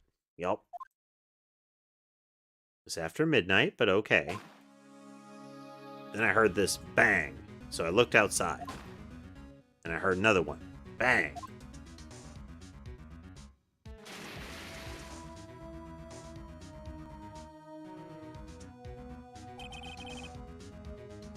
A little while later, this boat comes back. And then a young man walked by my window here. He was muttering something to himself. Yep. What did he say? Yup. I forgot. I'll remember tomorrow by court time, promise. We need to know earlier than that. You know what? Little Terry was just here. Terry? Yep, that kid next door. Always used to make him cry, remember? He was wearing this tattered old coat. Got himself some whiskers growing out of his face. Must be talking about Detective Gumshoe. He comes up and tells me to come down to court tomorrow. Really? Somehow I don't think we're going to get much useful information out of from this guy. Maya, maybe we should be leaving. I think you're right. Oh, wait, I have one more... Oh, wait, I have one more question. Huh? Polly, have we forgotten something? Squawk. Don't forget DL6. Ooh. Huh? What did she just say, Nick? One more time, Polly. What? The DL6 incident? Hey, Dad. Starting to get weird. Who is this old guy? What, is he going to be the person that was accused of being the killer all that time ago? This is where he's been hiding out? Why would that bird Polly know about DL6? We have to figure this out. We have to figure out who that old man is. Oh. What? He locked the door from the other side.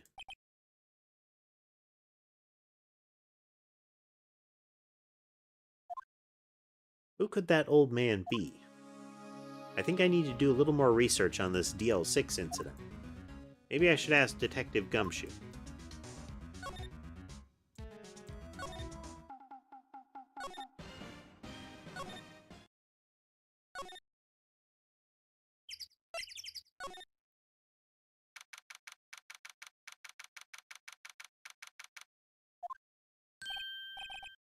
Hey, pal. Long time no see. You don't look so happy. What's wrong this time? Actually, we wanted to ask you something. Yeah?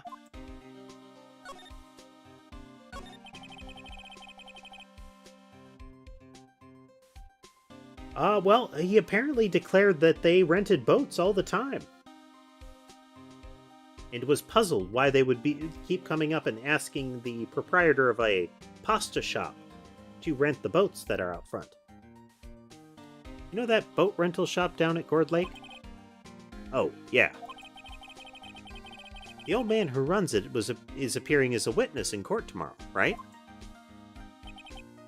Huh? How'd you... That was supposed to be top secret.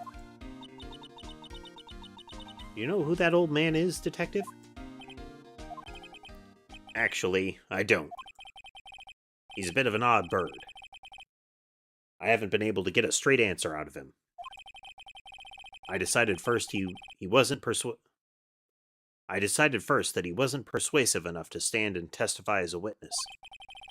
That's why we called Miss Lotta Hart yesterday. As for who he is, we have absolutely no idea. Yeah, that really helps your present him as a witness scenario. A seemingly old drunken man who you can hardly talk coherently with. Sounds suspicious.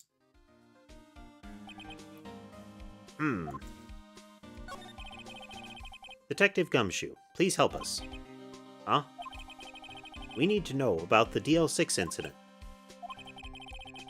That was when Edgeworth's father died. I can't help but think that it has something to do with this current case.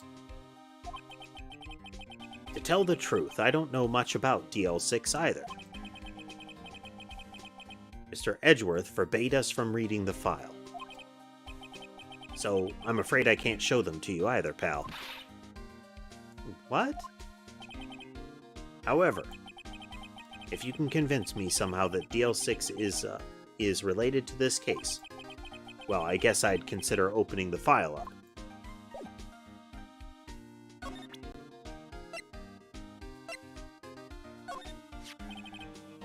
What's that? A parrot? The old man at the boat rental shop's parrot. The parrot knew about that incident. What incident? DL6. What?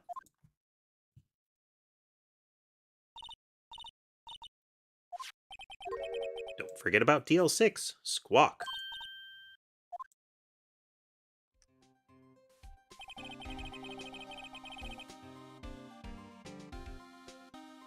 I'm pretty sure that old man must have taught her that word. Yeah, but how would that old man know about DL6? Wait, what if that old man was connected to DL6? Nick, you think he might be? I get ya. Sounds like you need information on the DL6 incident. Through there is the station's record room. I'll give you special permission to go in and find what you need. All right. Way to go, Detective Gumshoe. Okay, Nick, to the records room. I guess it's time we faced Edgeworth's past.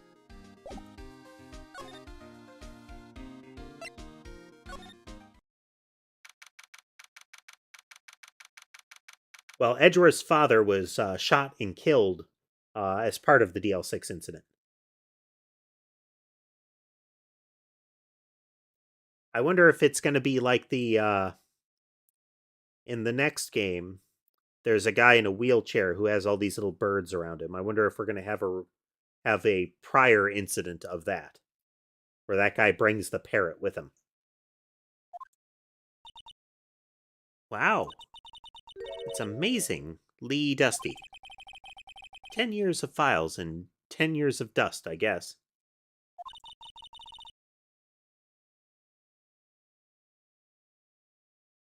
Let's find out that DL6 stuff, quick.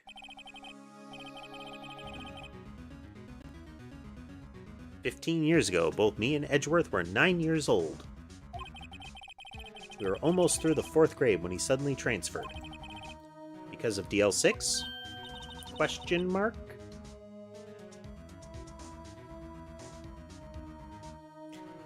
Was it hungry? He wasn't actually killed. It was a body double, and he went into hiding and created a noodle shop disguised as a boat rental place on the lake.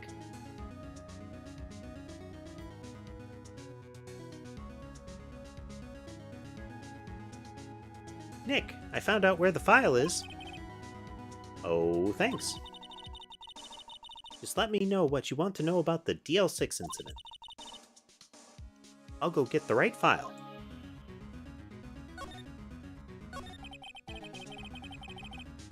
Well, first I have to get a handle on the main facts, like a summary. Right. Summary found it. Here you go. 28, 2001. It's exactly 15 years ago, the day after tomorrow. So in 2 days, the case is closed.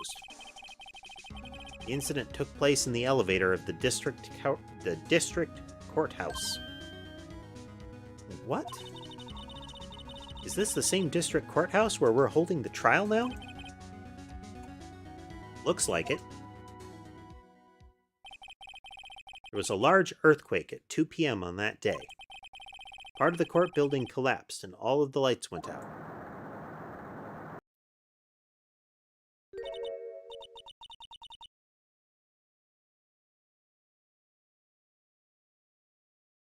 Wow, that was some earthquake.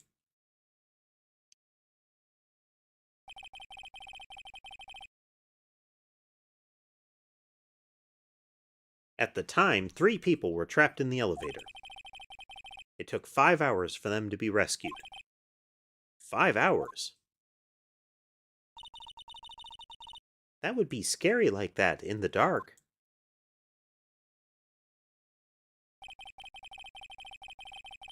There was a lack of oxygen in the elevator and the survivors were unconscious. The survivors. One of the 3 in the elevator had been shot in the heart. That was Mr. Edgeworth's father, wasn't it?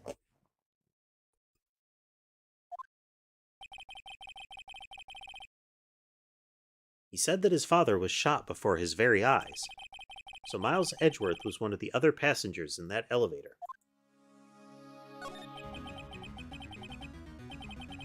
Do you have data on the victim, Edgeworth's father? Yeah, hold on. Victim. Here, found it. Gregory Edgeworth, 35, defense attorney. If he were still alive, he'd be 50. He does have a very similar face to Edgeworth.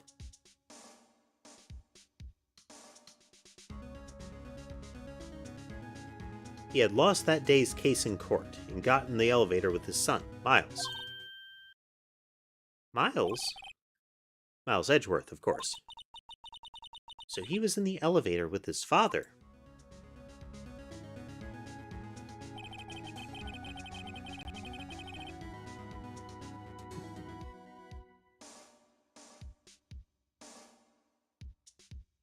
Oh, and you can see in this picture the bullet hole in the elevator door.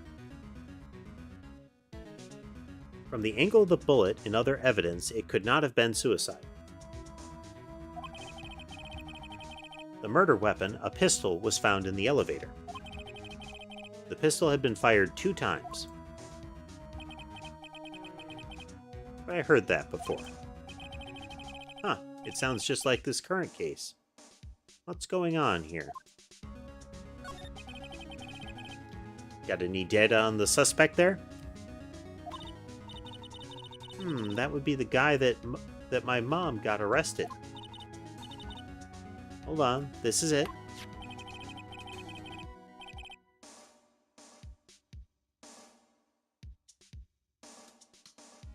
The man arrested as a suspect in DL6 was Yanni Yogi. He was a clerk in the court, apparently. So he must have been the 3rd person in the elevator. Well, then he had to have done it. But he was found innocent, thanks to his defense attorney, Robert Hammond. Hammond, the victim in our case. Right. The suspect, Mr. Yogi, was oxygen deprived, so much so that he had brain damage. He lost all memory of being in the elevator. After he was declared innocent, he disappeared. Where could Yogi have gone to, I wonder? He may be closer than we think. I guess I know generally what happened in DL6 now. I still don't know what sort of impact the whole thing had on Edgeworth. Nick, are we going to take the whole file? There's too much. We'll never get it out. You're right. How about we just take what we think we'll need?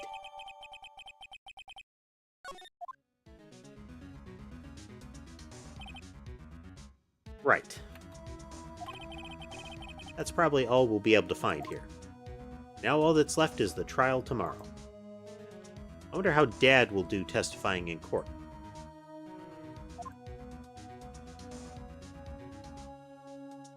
That seems to be what the presumption is, Hungry. And I fully expect that's what's going to be presented by Von Karma in the trial.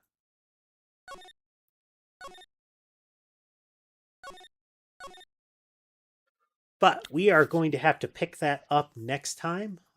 That'll be Tuesday, unless I plan to do this again on Monday, but I usually reserve that for other things.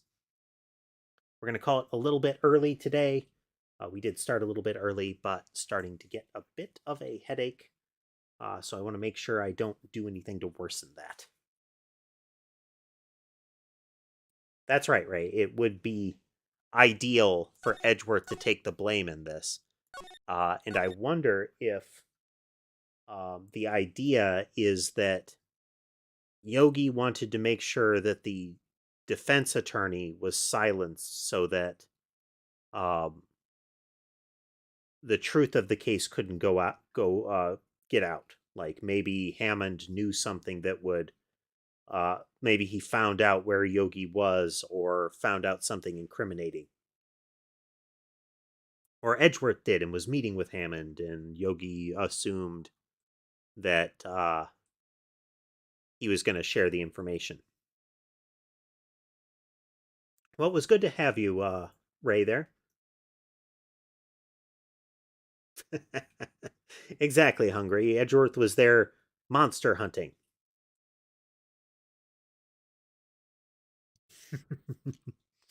All right, folks.